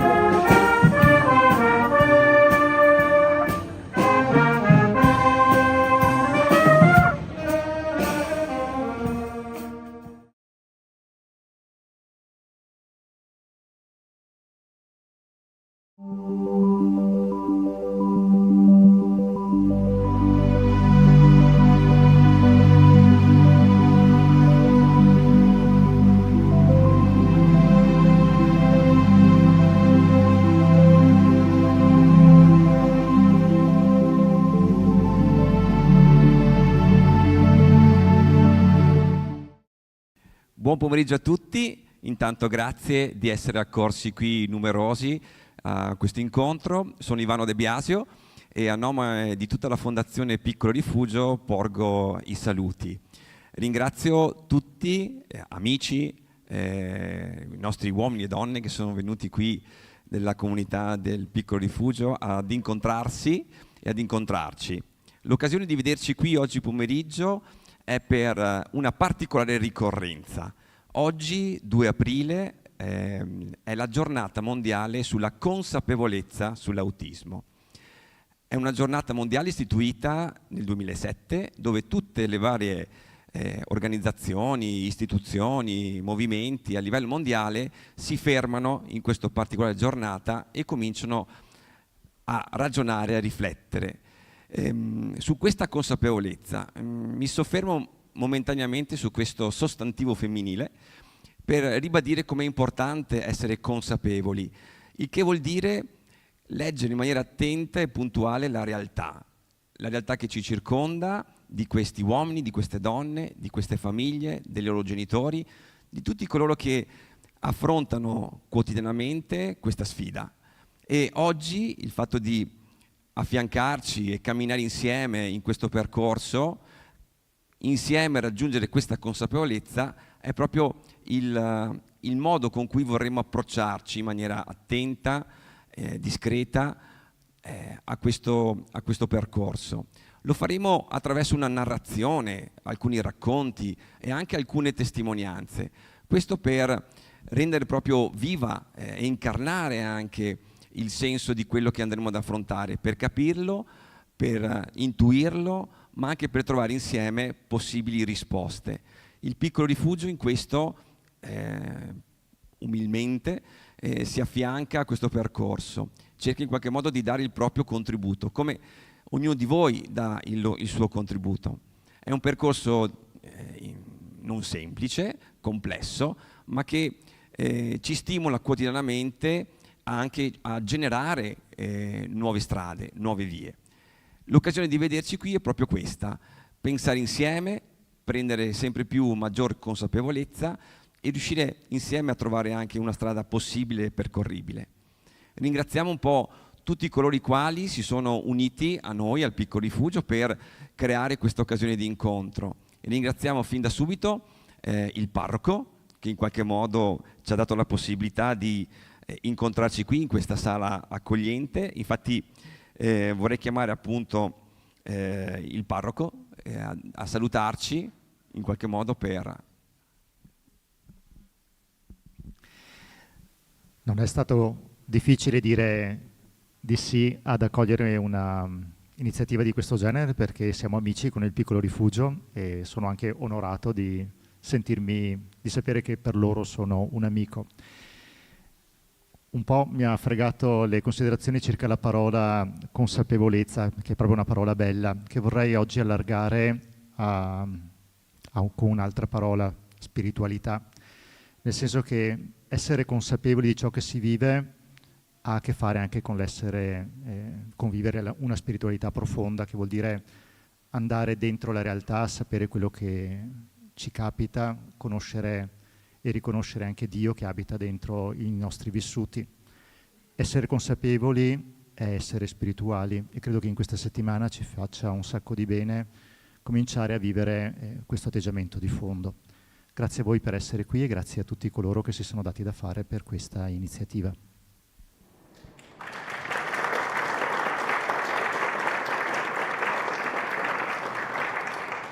Grazie Don Andrea, ci sentiamo di casa allora. Dunque abbiamo anche la presenza qui oggi di Stefania Trevisan, che è la vice sindaco di Susegana, che chiediamo di salutarci.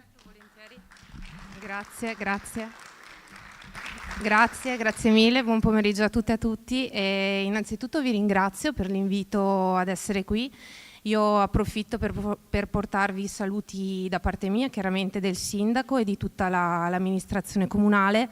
Un po' chi mi ha preceduto ha parlato di consapevolezza, ecco, quindi mi aggancio un po' anch'io a questa parola.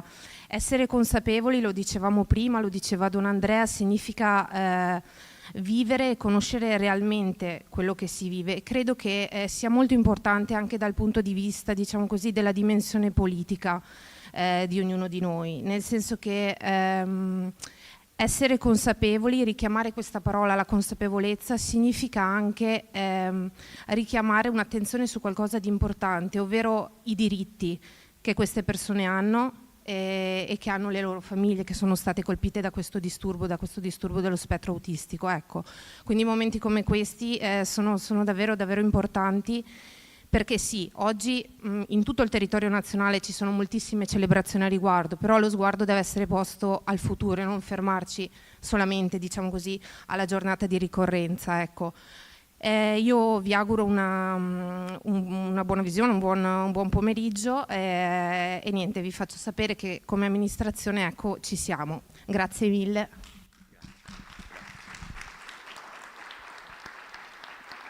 Grazie a Stefania. Ricordiamo che questo tipo di evento, oltre per merito di tutti quanti coloro i quali si sono resi disponibili per organizzarlo, è anche grazie ai fondi dell'8 per 1000 che appunto la diocesi di Vittorio Veneto ha in qualche modo dato al Piccolo Rifugio per organizzare questo tipo di iniziativa. A tal proposito abbiamo chiesto appunto al direttore dell'ufficio di pastorale della salute della diocesi di Vittorio Veneto di venirci a trovare e di darci un saluto. Per quello chiamo appunto Gian Antonio Dei Tos a salutarci.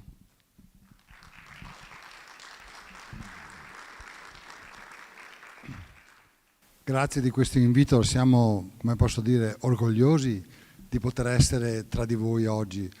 Io in particolare porto l'abbraccio di Monsignor Vescovo e della Chiesa diocesana, della diocesi di Vittorio Veneto. Sapete che il Vangelo ha uno sguardo particolare verso le persone che portano con sé la fragilità e la vulnerabilità. E a voi famiglie in particolare, che con tanta cura e tanto amore custodite nel vostro seno questi ragazzi speciali, perché sono dei ragazzi speciali, è vero? Che stanno tra l'altro crescendo anche di numero, perché io, quando ero direttore dell'azienda sanitaria mi stupivo del vedere che di anno in anno cresce questa sindrome, questo spettro cosiddetto, no? Voi sapete che c'è è una situazione di fragilità che però ha tante variabili, tante situazioni che cambiano, no? Dalle forme più facili, più semplici, alle forme molto più complesse. No? Sono 600.000 le famiglie in Italia che hanno un ragazzo con questo tipo di problematica. Uno ogni 77 ragazzi è portatore con varie forme, no? Con varie sfumature di questa sindrome, no? Di questa condizione. E solo nella nostra Marca noi ogni mese, provincia di Treviso, abbiamo 12 nuove diagnosi. Quindi vedete come cresce sempre più, no? Probabilmente non è soltanto il fatto che aumenta questo tipo di queste situazioni, ma forse anche noi diventiamo sempre più capaci nel fare una diagnosi precoce. Una volta ci si limitava a parlare di disturbi cognitivi in senso generico.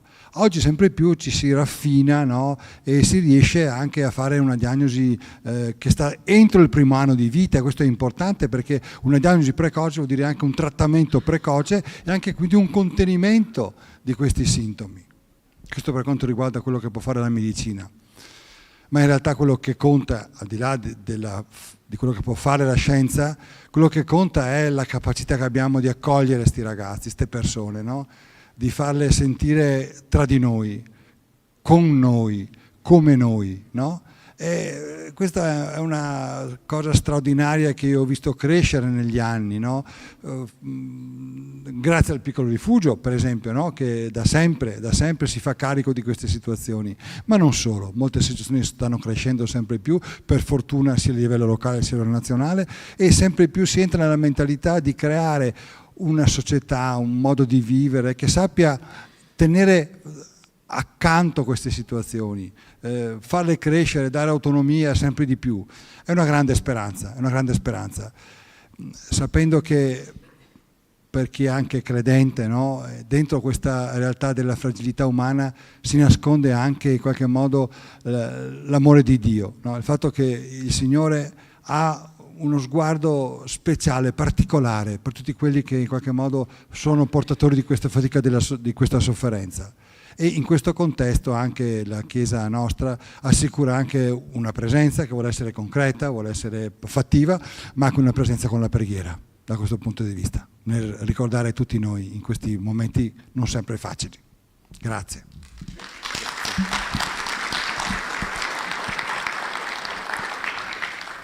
Porto i saluti anche dell'omologo appunto della diocesi di Treviso, Don Antonio Guidolin, ossia l'attuale direttore dell'ufficio di pastorale della salute, che purtroppo per impegni istituzionali non ha potuto essere presente. Come detto prima anche da Don Andrea, inizia la settimana santa e lui purtroppo è stato trattenuto dal vescovo presso la cattedrale di Treviso. Comunque porge i saluti e augura a tutti noi un buon pomeriggio. Come abbiamo detto all'inizio, per mettere a terra un po' l'argomento di oggi, vorremmo iniziare con una narrazione, con un racconto. E questo racconto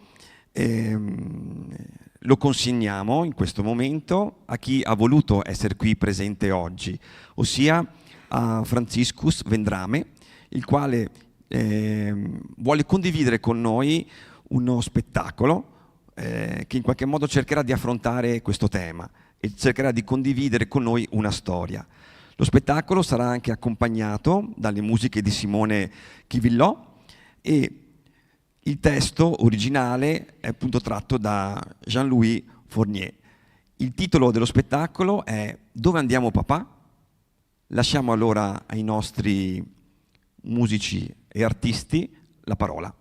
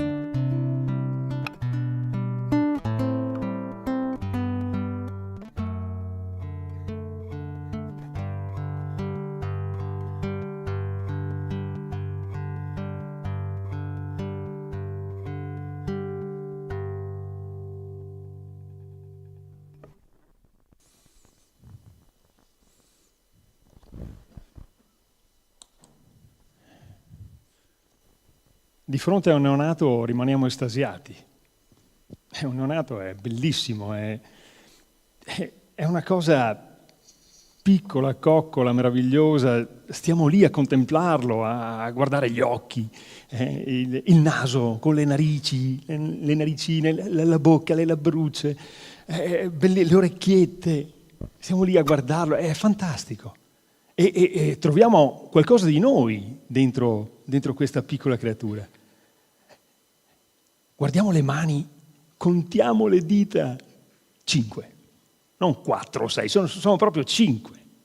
Ogni volta è un miracolo, per non parlare poi di tutto quello che c'è dentro, ancora più complicato, meraviglioso.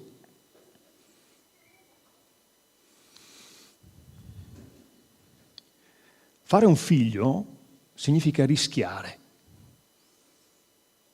Non sempre si vince. Eppure continuiamo a farne.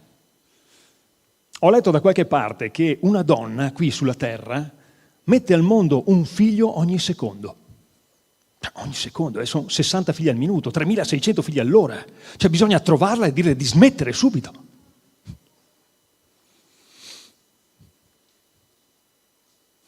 Alzi la mano chi non ha mai avuto paura di avere un figlio anormale, handicappato.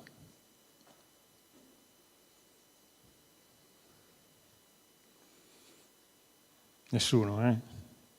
O quasi. Eppure ci si pensa. Ci pensa chiunque, come a un qualcosa di tremendo, di devastante, un terremoto, uno tsunami, che ne so, la fine del mondo. Ecco, io di fini del mondo ne ho avute 2.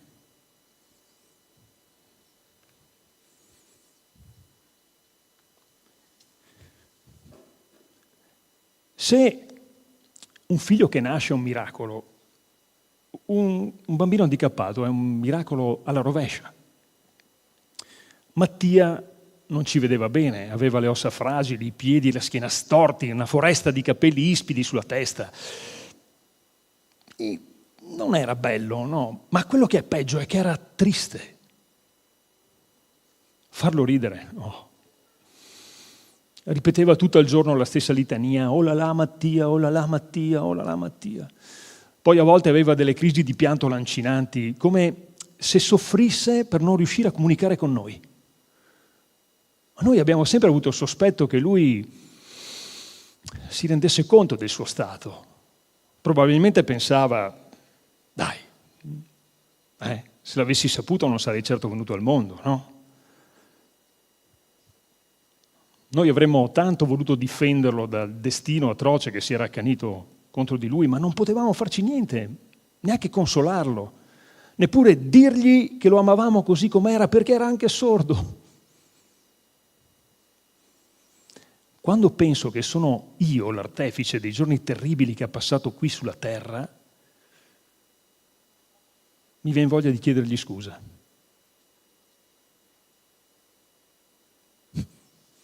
Tommaso invece fin dal primo giorno che ha messo piede in macchina chiede ossessivamente: dove andiamo papà?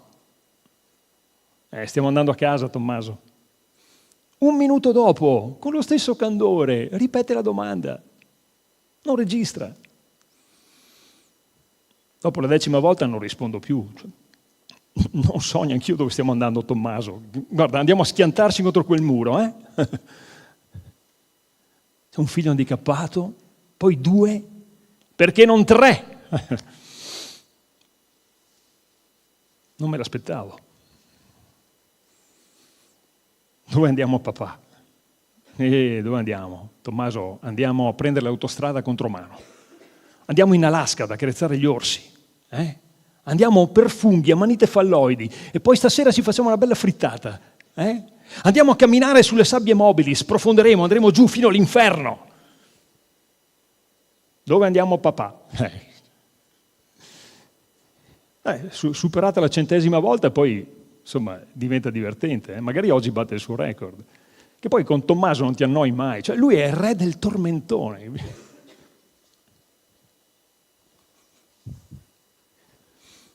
Un bambino handicappato non ha una vita molto divertente. Fin dall'inizio per lui si mette male, fin dal primo giorno in cui vede chine sulla sua culla 2 facce che lo guardano stravolte. Il papà e la mamma. Siamo stati noi a farlo? Non hanno l'aria proprio soddisfatta, A volte litigano tra di loro, si danno la colpa a vicenda e chiamano in causa, dopo attenta disamina dei reciproci alberi genealogici, un bisnonno, un vecchio zio alcolizzato, a volte si lasciano.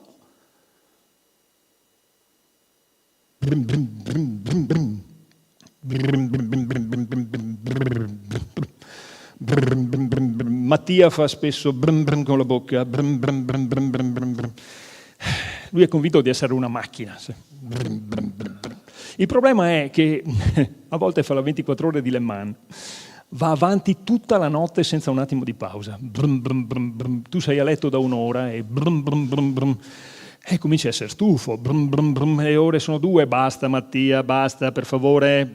Mattia, smetti, tu domani devi andare a lavorare. Suona la sveglia, presto. Basta Mattia, basta, spegni quel motore, Mattia! È inutile anche provarci, cioè, voglio dire, non smette per forza. Allora io sono lì seduto sul letto e mi vengono in mente delle idee terribili, tipo adesso lo prendo e lo butto dalla finestra. È che non servirebbe a niente, abitiamo al piano terra, continuerei a sentirlo. Allora Mi consolo pensando che anche i figli normali non fanno dormire i loro genitori. Ben gli sta, no? Sì.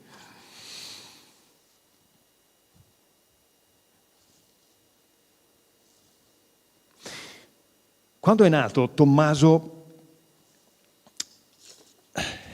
era una meraviglia. Biondo, con gli occhi scuri, sorrideva tutto il tempo, lo sguardo vispo. Io non dimenticherò mai la gioia che ho provato quando l'ho visto per la prima volta. Piccolo, fragile, prezioso, con questi capelli finissimi, sembrava un cherubino del Botticelli. Ho detto agli amici che finalmente capivo cosa volesse dire essere padre di un figlio normale. Che cosa volesse dire avere un figlio normale. Ma abbiamo cantato vittoria troppo presto. Tommaso si ammala spesso, dobbiamo ricoverarlo in ospedale diverse volte. Un giorno il medico curante ha finalmente il coraggio di dirci la verità. Tommaso è handicappato come suo fratello.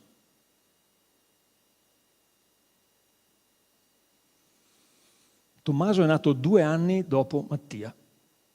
L'ordine delle cose è ristabilito. Tommaso è destinato ogni giorno di più a somigliare a suo fratello. È la nostra seconda devastante fine del mondo.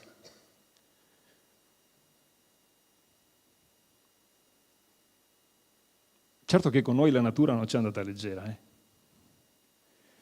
Neppure il più cinico degli sceneggiatori avrebbe pensato ad una scena del genere dentro il suo telefilm, pur di caricare di pathos l'eroe e di strappare lacrime agli spettatori, no? Avrebbe evitato per non scadere nel ridicolo, diciamolo, no? Per non caricare troppo la mano.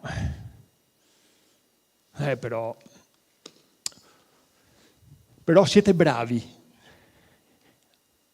In che senso? No, siete bravi, cioè bravi, avete 2 figli così, bravi a far cosa? No, ma no, dai, non dire così, hai capito, no? Cioè, sei una persona veramente ammirevole. Ah, ecco. La natura mi ha dato la parte del padre ammirevole, che poi non so bene che fisico dovrei avere, cioè non so come sono abbastanza ammirevole, non lo so che cosa voglio dire, io non so neanche se farò piangere o se farò ridere.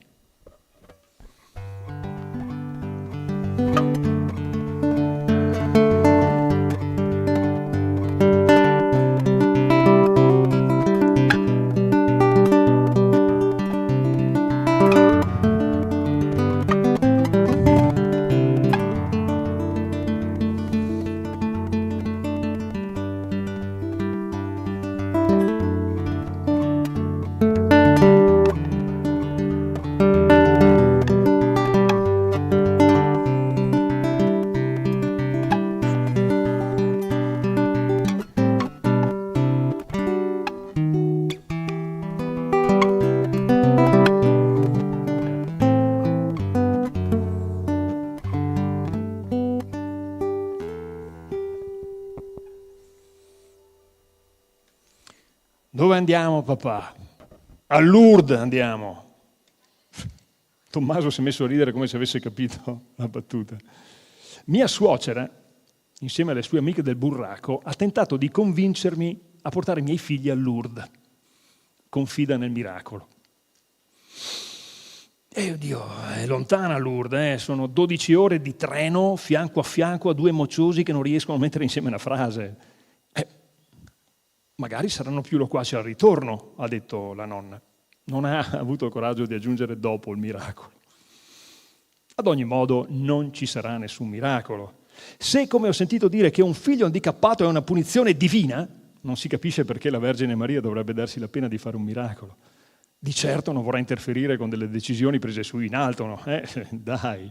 Poi Lourdes, hai presente Lourdes? Cioè, tutta la gente che c'è, processioni di giorno, di notte, con le candele, in mezzo alla confusione totale, ma stai scherzando? Poi rischierei di perderli e di non ritrovarli più. Forse è questo il miracolo.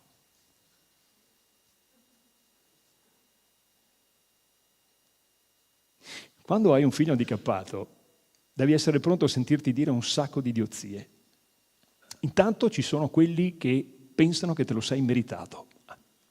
Vabbè.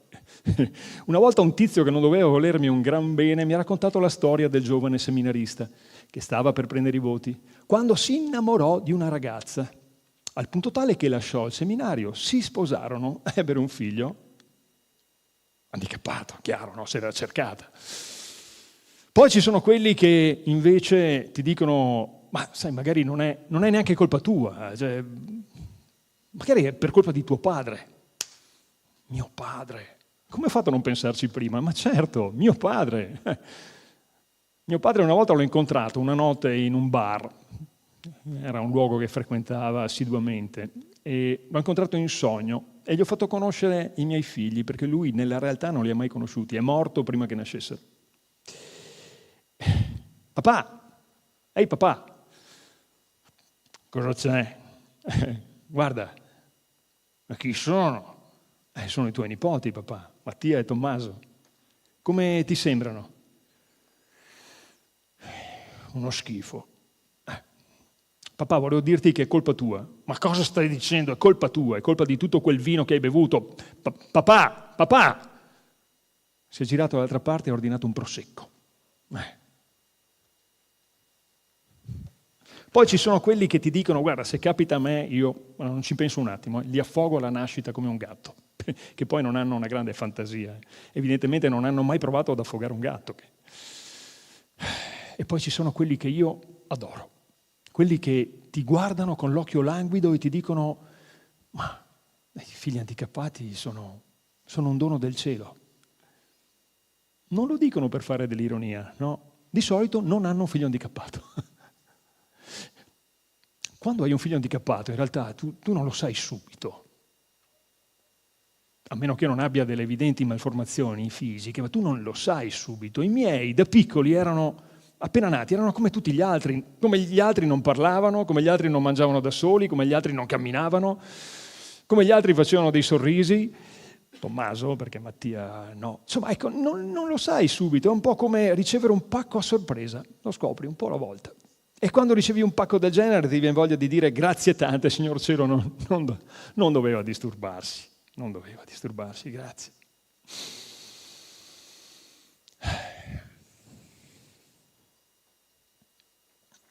Quando è nato, Tommaso ha ricevuto un bellissimo regalo. Era un set formato da un piatto, da un cucchiaino, un bicchiere, tutto in argento, bellissimo. Sul bordo del piatto erano incise delle piccole conchiglie di San Giacomo e anche sull'impugnatura del cucchiaio. È stato il suo padrino a fargli questo regalo. All'epoca uno dei nostri migliori amici e direttore generale di una grande banca. Poi Tommaso ha cominciato a crescere e il suo handicap si è rivelato e non ha più ricevuto regali dal suo padrino. Se fosse stato normale, probabilmente avrebbe ricevuto, che ne so, la macchina fotografica, la penna stilografica per le grandi occasioni, la racchetta da tennis. Ma siccome non era come tutti gli altri, non doveva aspettarsi niente. Insomma, ecco. Non c'è da prendersela neanche col suo padrino, ci mancherebbe. Probabilmente si sarà detto, la natura non ha fatto regali a questo ragazzo, non vedo perché glieli devo fare io. Ecco, a parte che Tommaso non avrebbe neanche saputo cosa farsene di tutta quella roba. Adesso il cucchiaio e il bicchiere, sinceramente non ricordo che fine hanno fatto, però il piatto ce l'ho ancora, lo uso come posacenere. Mattia e Tommaso invece non fumano, non saprebbero neanche da che parte cominciare, però con loro abbiamo dei seri problemi di dipendenza dalle droghe. Tutti i giorni diamo loro dei sedativi per tenerli tranquilli.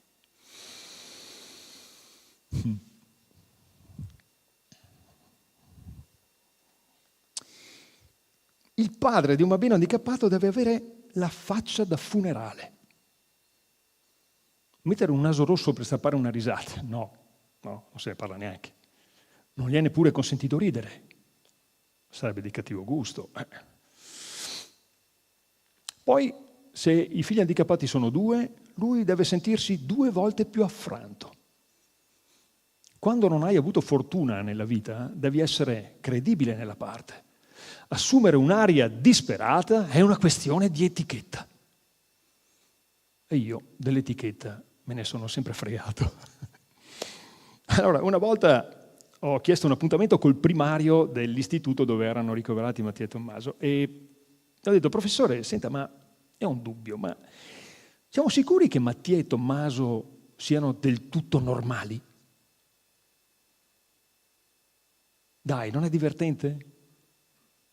No, neanche lui non l'ha trovata divertente, ma forse aveva ragione, non lo era. Però non aveva capito che questa era l'unica cosa che avessi trovato per non sprofondare. Come Cyrano de Bergerac prende in giro il proprio naso, io prendo in giro i miei figli. È il mio privilegio di padre.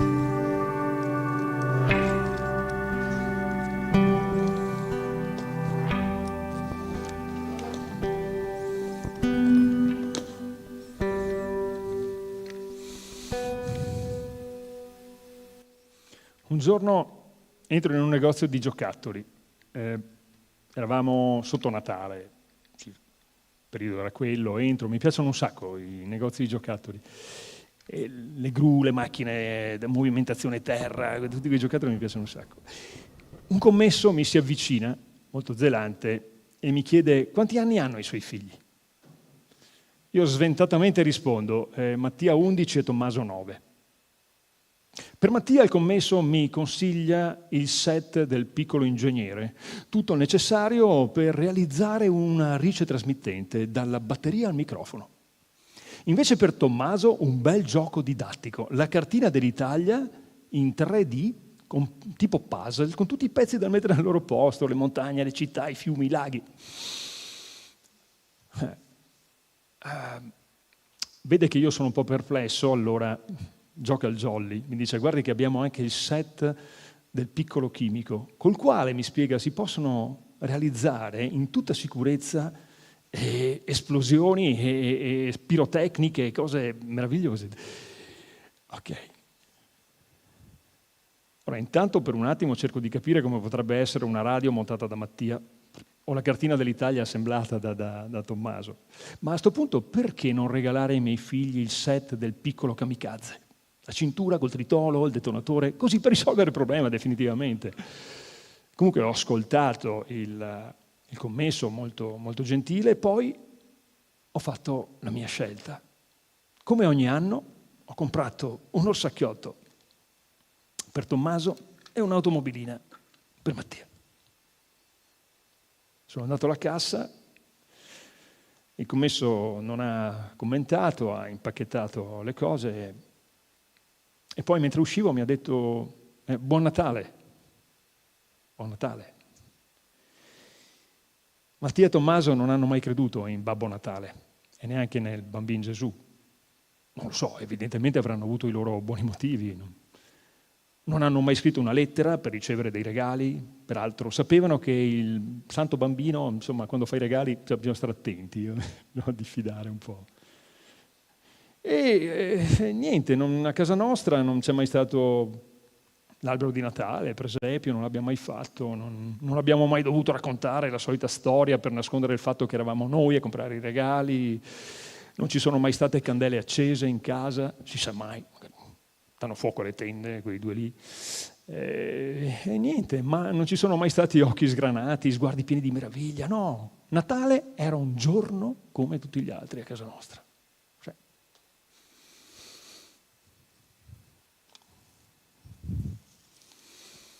Quest'anno si cambia.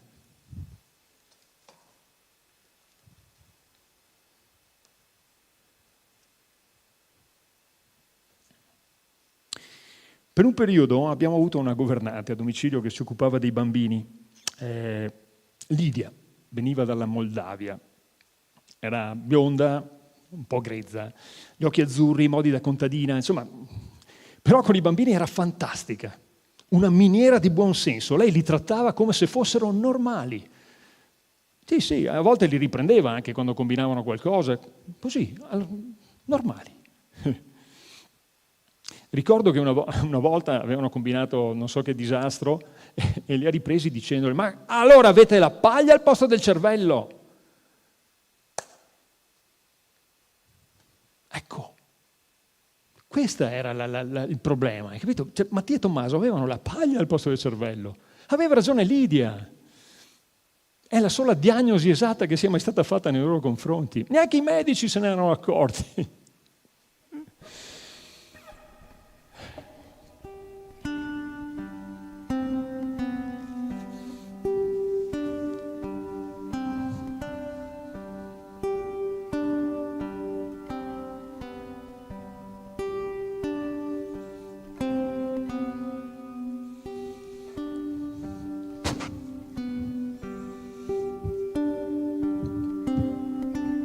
Cosa sogneranno i bambini con la paglia nel cervello? Che cosa sogneranno Mattia e Tommaso?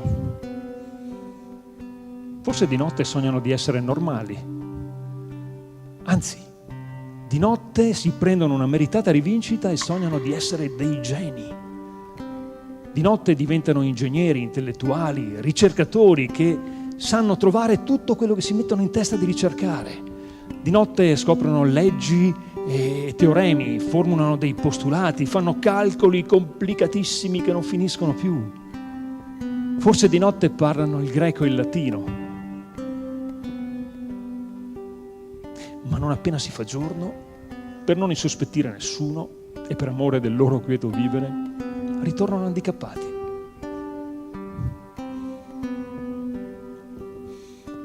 Se qualcuno gli chiede qualcosa, fanno finta di non capire per non essere costretti a rispondere. Poi, di giorno non hanno voglia di andare a scuola, di imparare i compiti a memoria, di fare le operazioni. Del resto li si può anche ben capire. Cioè, dopo aver trascorso tutta la notte sopra i libri, di giorno senti il bisogno di rilassarti un attimo, no? E così fanno gli ebeti.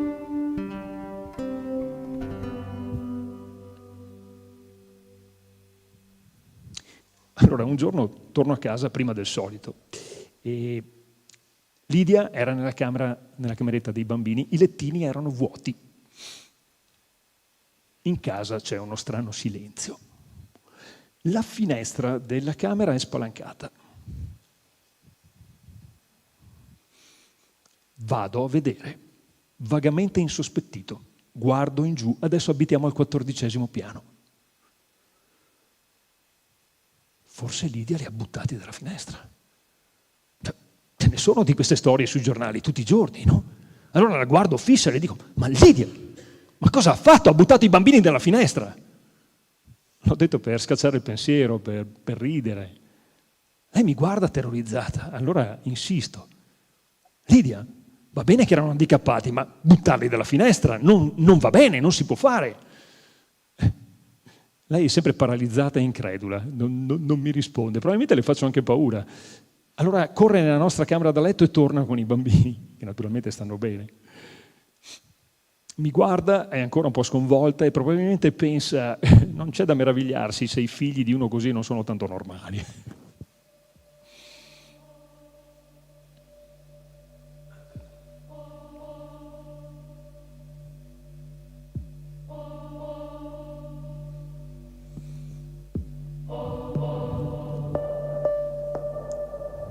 È autunno. Attraverso il bosco a bordo della mia macchina lentamente, una decapotabile. Mattia e Tommaso sono seduti dietro. Il paesaggio è meraviglioso, è stupendo, il bosco è un tripudio di colori, sembra di stare dentro un quadro di Watteau. Bellissimo. Non posso dire a Mattia e a Tommaso: guardate che bello. Loro non perdono tempo a guardare il paesaggio, se ne fregano. Non potremo mai contemplare insieme un bel panorama.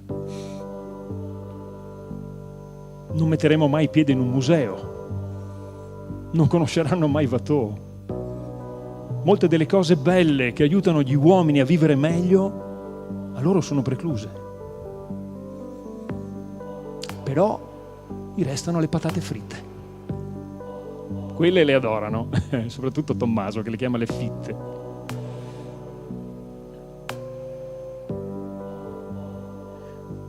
Quando sono in macchina con loro, a volte mi vengono delle strane idee. Mi verrebbe voglia di prendere 2 bottiglie, una di butano e una di whisky, e di scolarmele una dietro l'altra. Dico sempre che se avessi un grave incidente, forse sarebbe meglio per tutti, soprattutto per mia moglie. Sono sempre più intrattabile e i bambini crescendo sono sempre più difficili da gestire. Allora chiudo gli occhi e spingo il piede sull'acceleratore e cerco di tenerli chiusi il più a lungo possibile.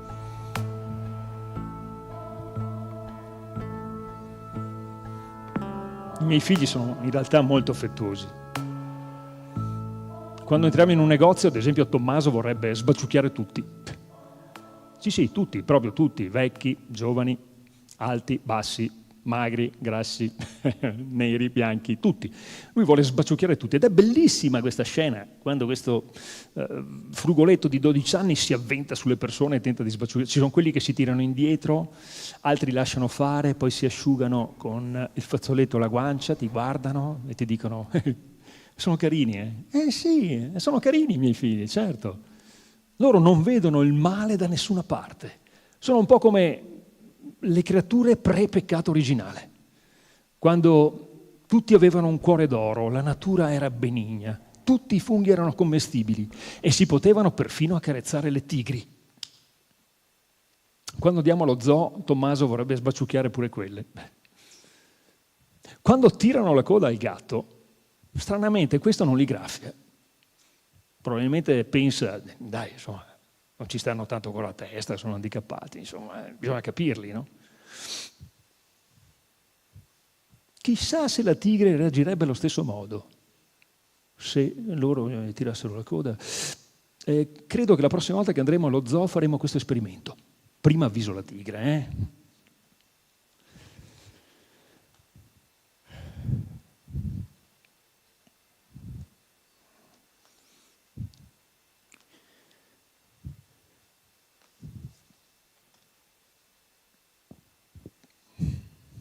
Mattia è sempre più curvo.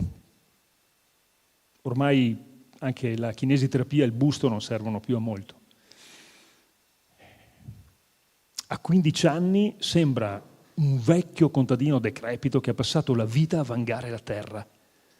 Quando lo portiamo fuori a passeggiare, tutto quello che riesce a vedere sono le sue scarpe.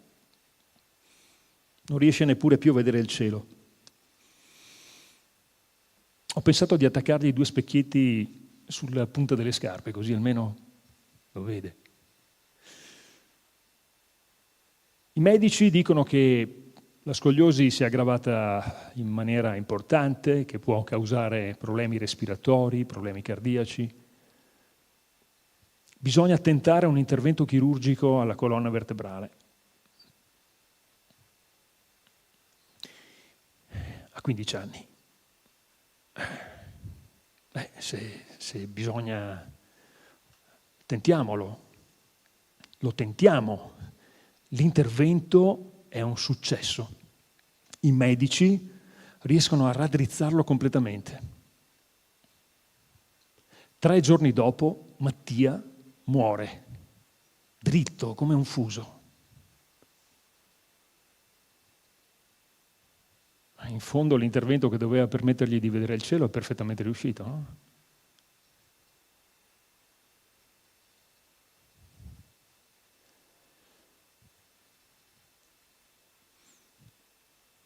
Non bisogna pensare che la morte di un bambino handicappato sia meno straziante. È straziante come quella di un bambino normale. È terribile la vita di chi ha fatto un breve passaggio qui sulla terra solo per soffrire. Si fatica a trattenere il ricordo di un suo sorriso.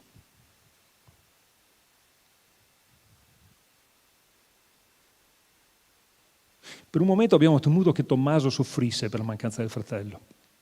All'inizio lo cercava dappertutto, apriva le porte, andava nelle stanze, gli armadi, i cassetti, nelle borse, cercava dappertutto, ma per fortuna non è durata molto. Ben presto tutte le sue cose, i disegni, la cura di Snoopy, ecco, l'hanno ben presto riassorbito. Tommaso adora dipingere e disegnare, bravissimo. Lui è un astrattista che non ha conosciuto le fasi figurative. Lui ha approdato direttamente all'astratto. È molto creativo, non torna mai su una sua opera, ne compone di infinite che poi regala, compone infinite opere per la mamma, questa per il papà, questa per la mia sorellina Maria. E quando l'ha finita la regala e se tu gli dici che è bello, sembra felice.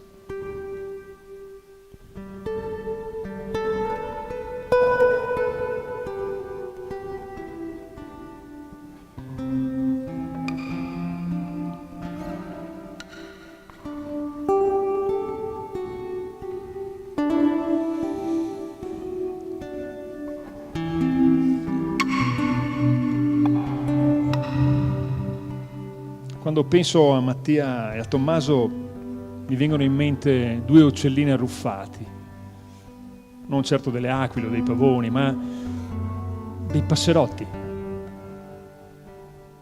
Dai loro giacconi blu scuro spuntavano due zampette da canarino.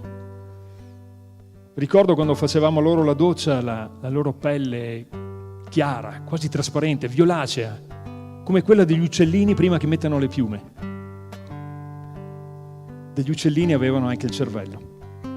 Mi mancavano solo le ali. Peccato.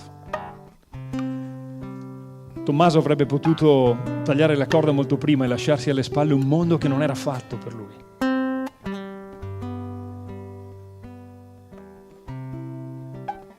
Se foste stati come gli altri, io mi avrei portato al museo. Avremmo guardato insieme i quadri di Rembrandt, Monet, Turner e di nuovo Rembrandt. Se foste stati come gli altri, vi avrei regalato dei dischi di musica classica. Avremmo ascoltato insieme Mozart, Bach, Beethoven e di nuovo Mozart. Se foste stati come gli altri, vi avrei regalato dei libri, un sacco di libri, di Prévert, Proust, Quinault, Ionesco e di nuovo Prévert. Se foste stati come gli altri, saremmo andati al cinema, avremmo visto insieme i vecchi film di Chaplin, Eisenstein, Hitchcock e ancora Chaplin. Se foste stati come gli altri, vi avrei portato nei migliori ristoranti, avremmo degustato insieme del meraviglioso Chambol Musny e ancora del Chambol Musny.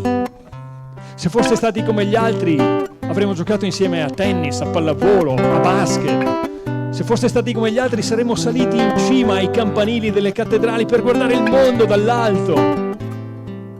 Se foste stati come gli altri, vi avrei portato al ballo, insieme alle vostre fidanzate, a bordo della mia vecchia decapottabile. Se foste stati come gli altri, vi avrei regalato un sacco di vestiti alla moda per farvi sembrare più belli. Se foste stati come gli altri, vi avrei allungato delle banconote sotto il tavolo per comprare dei regali alle vostre fidanzate. Se foste stati come gli altri, avrei dato una grande festa per il vostro matrimonio. Se foste stati come gli altri, avrei avuto dei nipoti. Se foste stati come gli altri, forse avrei avuto meno paura del futuro.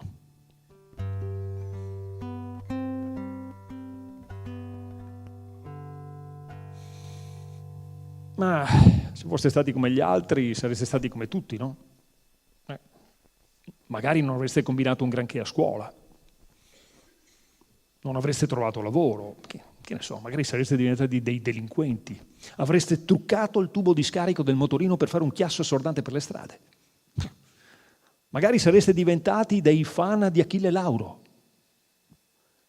Magari avreste sposato una cretina, magari avreste divorziato, forse avreste avuto dei figli handicappati.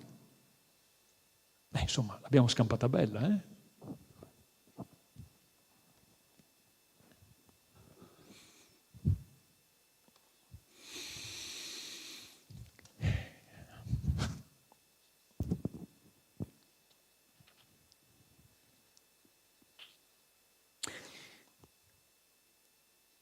Ho comprato di seconda mano un'altra decappottabile, mi piacciono, una bella macchina americana con la carrozzeria verde, gli interni bianchi, un po' vistosa. Decidiamo di inaugurare questo acquisto andando in Portogallo e con noi viene anche Tommaso, vedrà l'oceano. Dopo una notte trascorsa in Spagna, l'auto scivola silenziosa sull'asfalto e ci porta fino a destinazione, in Portogallo. L'albergo è bianchissimo, e il mare è blu, il sole sul mare crea una luce abbacinante, meraviglioso, sembra di stare in Africa, è bellissimo. Faccio scendere Tommaso, guarda l'albergo, è contento. Istituto! No, Tommaso non è istituto, è convinto di essere tornato all'istituto. Forse è una gag, cerca solo di farci ridere un po'. L'albergo è molto formale, troppo. Infatti tutti i dipendenti indossano una divisa a bordeaux con i bottoni dorati, i camerieri hanno tutti la targhetta col loro nome, Tommaso vuole sbaciucchiare tutti, lo trattano come un principe. Uno dei momenti più divertenti è alla sera, a tavola, quando il maître passa per i tavoli a togliere i piatti di rappresentanza e allora Tommaso si attacca al piatto. No, il piatto no, il piatto no. È convinto che se gli tolgono il piatto salta la cena. Tommaso è terrorizzato dall'oceano, dal rumore che fanno i cavalloni sulla spiaggia. Terrorizzato. Allora cerco di aiutarlo a vincere questa paura, lo prendo con me sotto braccio, entriamo camminando pian pianino, lui si aggrappa a me, buca quasi la pelle, non dimenticherò mai la faccia terrorizzata di Tommaso dentro l'acqua. Un giorno trova finalmente il modo di porre fine a questo supplizio. Urlando a squarciagola per coprire il rumore dei cavalloni, grida «Cacca!». Di fronte all'urgenza esco subito dall'acqua, lo porto fuori, ma appena sono fuori mi rendo conto che non è vero niente. Sono commosso. Ogni tanto si accende qualche scintilla dentro questo cervellino di uccellino. Tommaso sa mentire.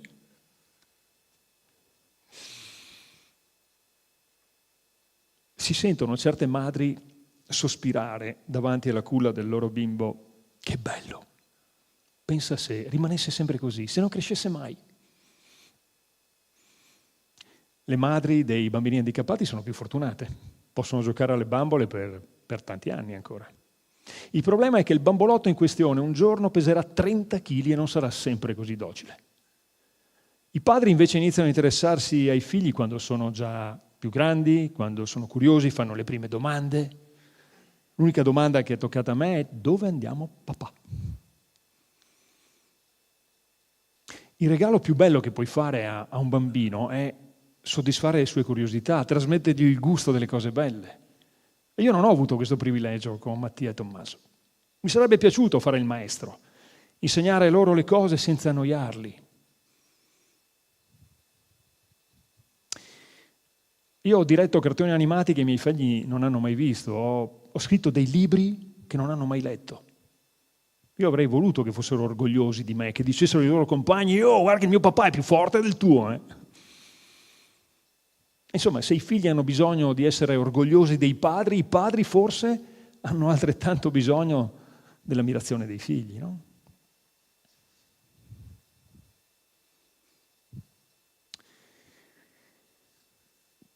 Tommaso non sta bene.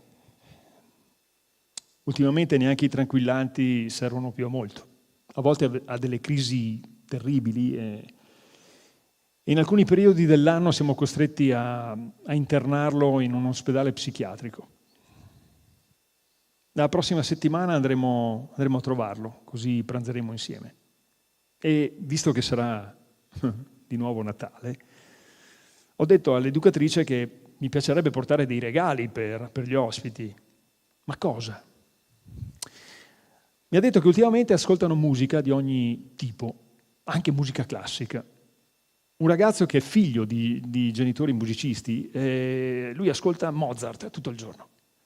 E allora ho pensato alle variazioni Goldberg.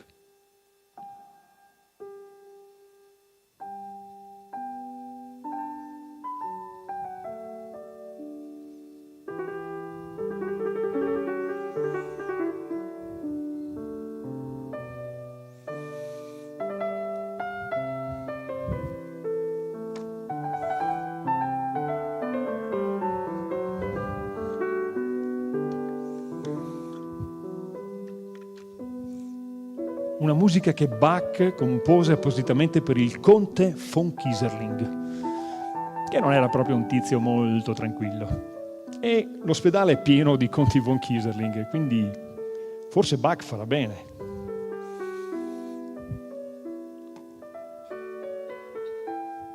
Quindi porterò il disco e l'educatrice proverà a fare questo esperimento. Pensa se un giorno Bach potesse sostituire il Prozac.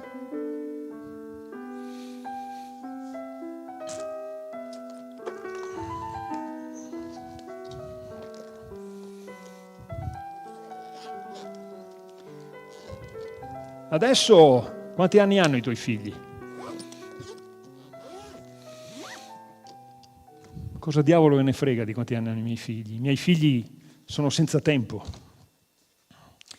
I miei figli sono senza tempo. Mattia non ha più un'età e Tommaso è entrato nel 100° anno di vita. Sono 2 vecchietti ingobbiti, non ci stanno tanto con la testa, ma sono sempre gentili e affettuosi con tutti. I miei figli non hanno mai saputo quanti anni avessero. Tommaso continua imperterrito a mordicchiare un vecchio orsacchiotto. Non sa di essere diventato vecchio, non gliel'ha detto nessuno. Quando erano piccoli ogni anno dovevamo comprare loro le scarpe di un numero in più e mentre il piede cresceva il loro quoziente intellettivo rimaneva lo stesso. Anzi, negli anni è addirittura sceso, hanno fatto progressi al contrario loro. Quando hai un figlio che per tutta la vita gioca con l'orsacchiotto, per certi versi rimani giovane, per sempre. Non sai più tanto bene chi sei. Io non so più tanto bene chi sono. Non so più tanto bene dove sto andando, non so quanti anni ho. Mi sento parte di una gigantesca farsa. Non sono una persona seria. Non prendo le cose seriamente. Mi ostino a scrivere e a dire delle sciocchezze. La strada che ho preso non va da nessuna parte. La mia vita finisce in un vicolo cieco.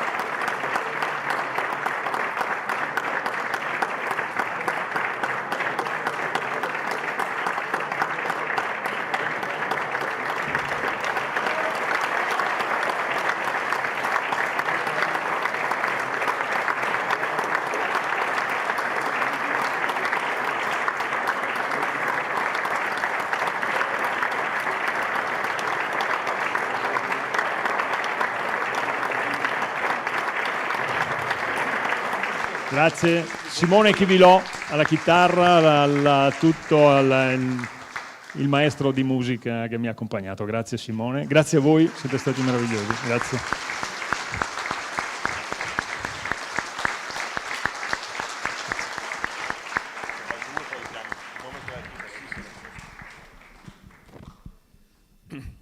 Ringraziamo ancora una volta Franciscus e Simone di questa narrazione, penso che sia stata importante per tutti noi, penso che questo abbia contribuito molto a prendere maggior consapevolezza in questo tempo di chi e di come si vive l'esperienza, no, di genitore e di come questa esperienza in qualche modo possa toccare anche noi. Penso che un po' di vuoto nello stomaco a tutti quanti noi è arrivato. Vorremmo continuare questo tipo di incontro qui oggi, anche condividendo altre esperienze e altre narrazioni. Abbiamo chiesto anche appunto di unirsi a noi alcuni rappresentanti di alcune associazioni che vivono il territorio e vivono anche questo tipo di esperienza.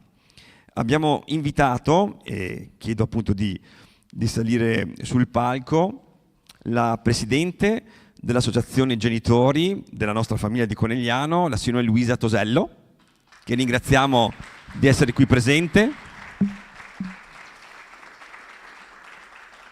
La faccio accomodare.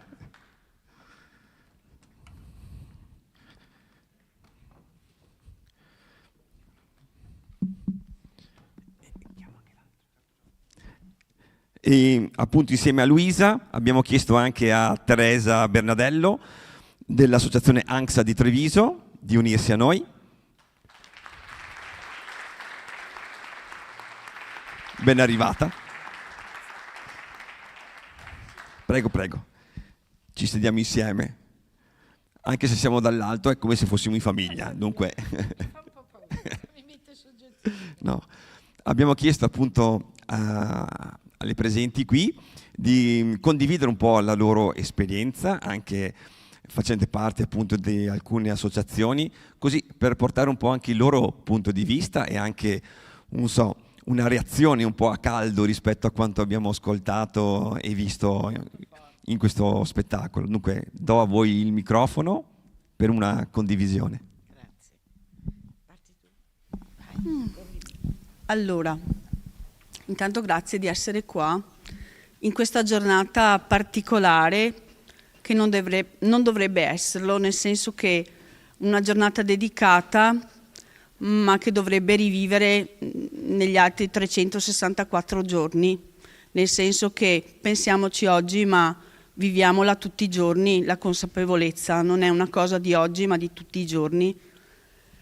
E da mamma, allora parlerei prima della mia esperienza di mamma, perché se io sono la presidente dell'associazione, questa roba così ridondante, è perché comunque io sono una mamma, prima di tutto. Io ho 3 figli, dai 27 ai 18, quindi Pierpaolo di 27, Alice di 24 e Leonardo che ne farà 18 la prossima settimana. E Leonardo è il brigante che mi ha catapultato nel mondo nel mondo che ha un po' descritto il monologo di prima. Mentre ascoltavo quel monologo mi sono rivista tanto, anche se io devo dire la verità, quando ho cominciato a contare le dita della mano di mio figlio ne ho trovate 6 e non 5, per esempio.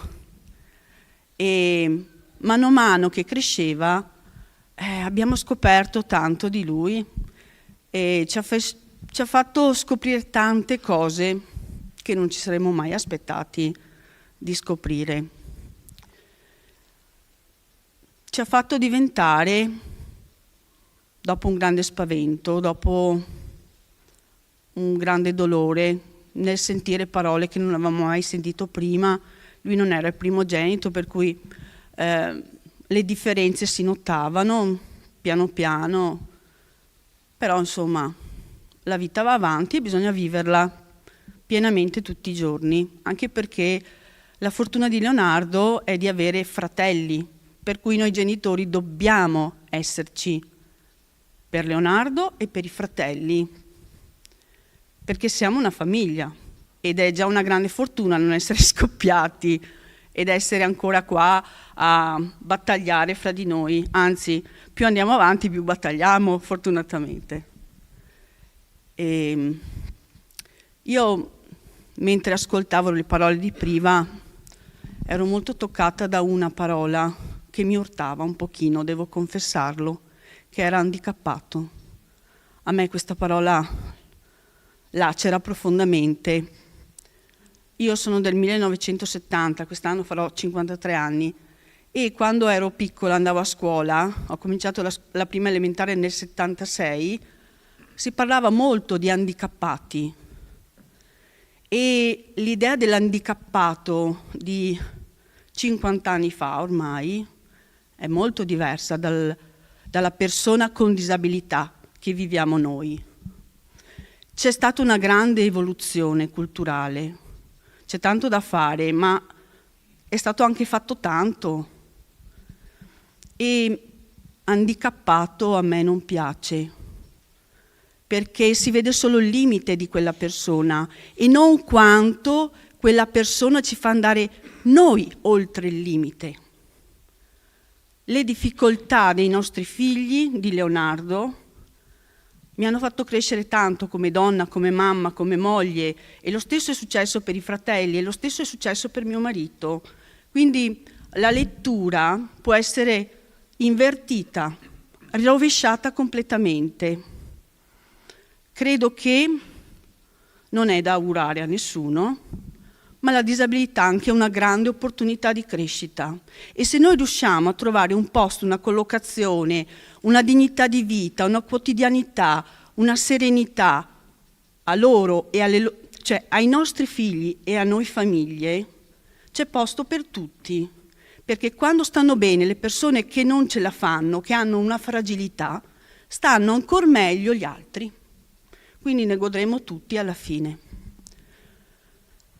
Leonardo per tanti anni, per alcuni anni perlomeno, noi siamo di Istrana, quindi è stato seguito dalla nostra famiglia di Treviso, ha fatto le scuole elementari e poi siamo usciti nell'universo mondo della scuola, adesso lui frequenta la scuola superiore. È un ragazzo che riassume in sé tante diagnosi, non ha una diagnosi sola, probabilmente quella dell'autismo è quella che è arrivata dopo e non c'è neanche scritta sulle carte alla fine, perché lui ha una sindrome genetica molto rara e poi ha questo grosso problema comportamentale, questo ritardo cognitivo che ci mette a prova tutti i giorni, ma che ci ha fatto anche incontrare tante grandi opportunità. Leonardo va a scuola tutti i giorni e al sabato non sta neanche in classe per la maggior parte del tempo perché non riesce. Ma per noi famiglia è importante che lui trovi un equilibrio con i suoi pari e quindi se riesce a stare 10 minuti in una mattina in classe sono 10 minuti fantastici e se i ragazzi della sua classe, i suoi compagni lo vanno a trovare nella sua stanza, nella sua classe, lui li riconosce, ci fa festa. Ma la cosa che io ho chiesto come mamma è non mandate ai docenti, non mandate ai ragazzi, lasciate loro liberamente di scegliere, di andare e lo fanno tutti i sabati. Io sono grata a questi ragazzi, io non li conosco nome per nome, ma vedo i loro occhi buoni e il loro atto sincero, quindi credo che fondamentalmente siamo passati da quell'handicappato, quindi da quell'essere al di fuori di, ad aver creato in tutto questo tempo, con grande fatica, comunque una comunità accogliente e attenta. Però questo succede se lo facciamo tutti insieme, non può esserci uno che lo fa più dell'altro. Tutti dobbiamo metterci in rete, si può sbagliare, si può vincere, ci sta nel gioco della vita. E quindi credo che per noi, perlomeno con grande difficoltà, niente da dire, ci sono momenti in cui non vorremmo proprio saperne della disabilità di Leonardo, perché io dico sempre che non non me ne faccio una ragione, a me non piace vedere tutti i limiti che lui ha, però Scelgo ogni giorno di accoglierlo e di volergli bene per come è, perché non è un giocattolo sbagliato, non è un qualcosa di rotto. Lui è fatto così, rientra nella normalità dell'essere umani, non è diverso, cioè lui è diverso, ma fa parte della natura dell'uomo. Paradossalmente fanno parte tutti della natura dell'uomo. Anzi, molto spesso portano a galla quelli che sono poi anche i tesori umani più preziosi che noi abbiamo. L'istinto di Leonardo nel trovare le persone e nel scegliere le persone che più opportunamente gli servono, fra virgolette, è un istinto da seguire sempre.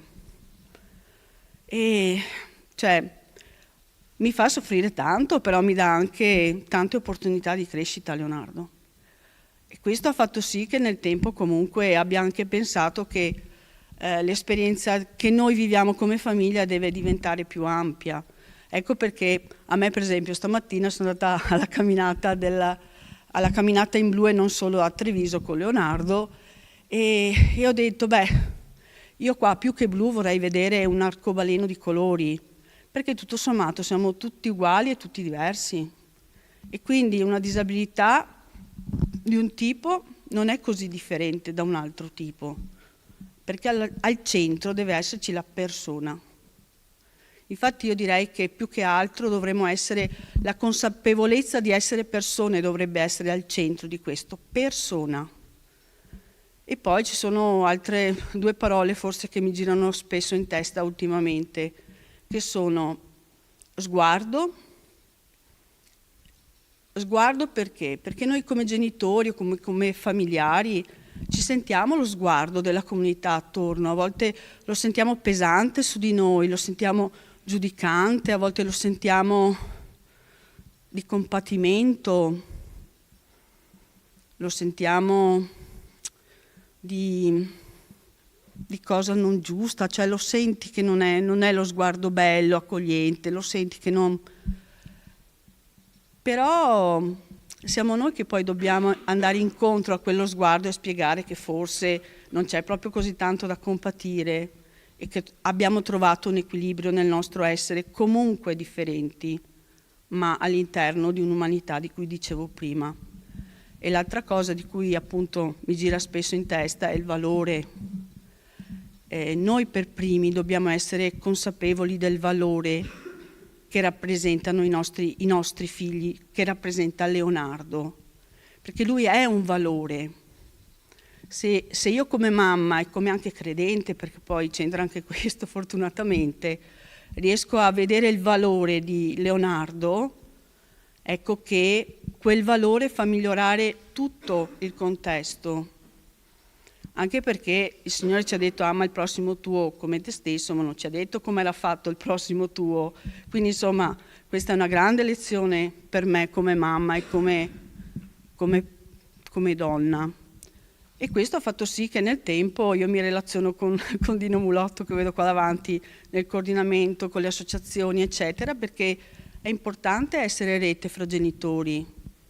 Quello che io ho imparato, le lezioni più importanti che io ho appreso e che apprenderò sicuramente nel futuro, io le ho tutte imparate ascoltando altri genitori più grandi di me, più avanti di me nella storia dei loro figli.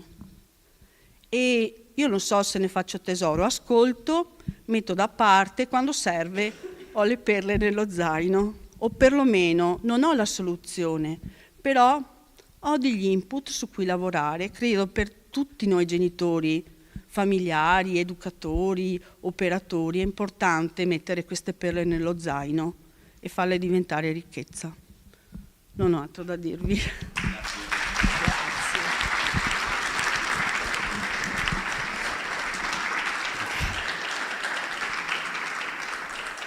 Buonasera, mi chiamo Maria Teresa e sono una volontaria dell'associazione ANXA Treviso. ANXA, come ci tengo a dire, mi ha commosso molto il discorso di Luisa, perché io non ho figli o parenti autistici, ma sono 30 anni che li frequento, faccio volontariato e mi hanno dato tanto, perché essere vicina a loro e alle loro famiglie ha cresciuto il mio essere. Ho capito. Le amiche mi dicono: dai, vieni a giocare a carte, vieni con noi. Perché? Perché non stare vicino a questa gente, aiutarli, fare parte di un'associazione e di un mondo veramente. È bello, vi assicuro.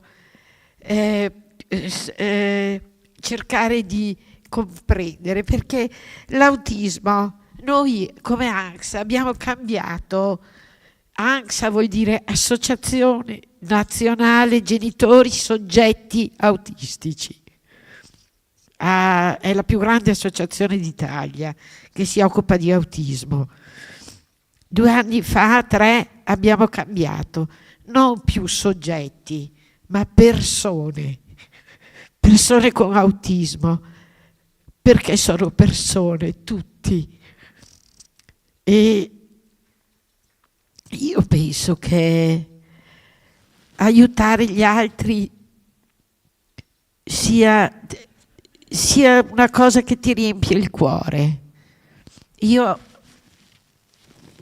non sono molto religiosa, non sono una che frequenta molto la chiesa, però sento la necessità di stare vicina a queste persone, di cercare di aiutarle. Noi come associazione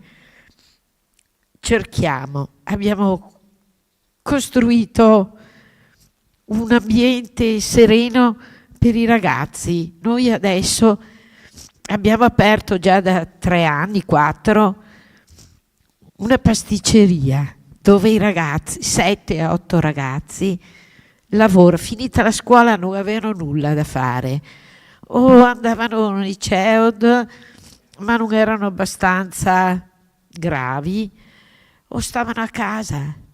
Bei ragazzi, sani, ma diversi. Ma i diversi bisogna cercare di capire. Noi dobbiamo cercare di capire loro, non perché loro devono capire noi. Siamo noi che dobbiamo cercare di entrare nel loro mondo, confrontarci con loro e cercare di capire le loro esigenze. Adesso abbiamo bambini dai 4 ai 9 anni. È un laboratorio, si chiama i Minions. E li facciamo 2 pomeriggi alla settimana, li facciamo giocare, gli insegniamo a vestirsi, li portiamo in piscina, cerchiamo di dare gioia e sollievo alla famiglia, perché purtroppo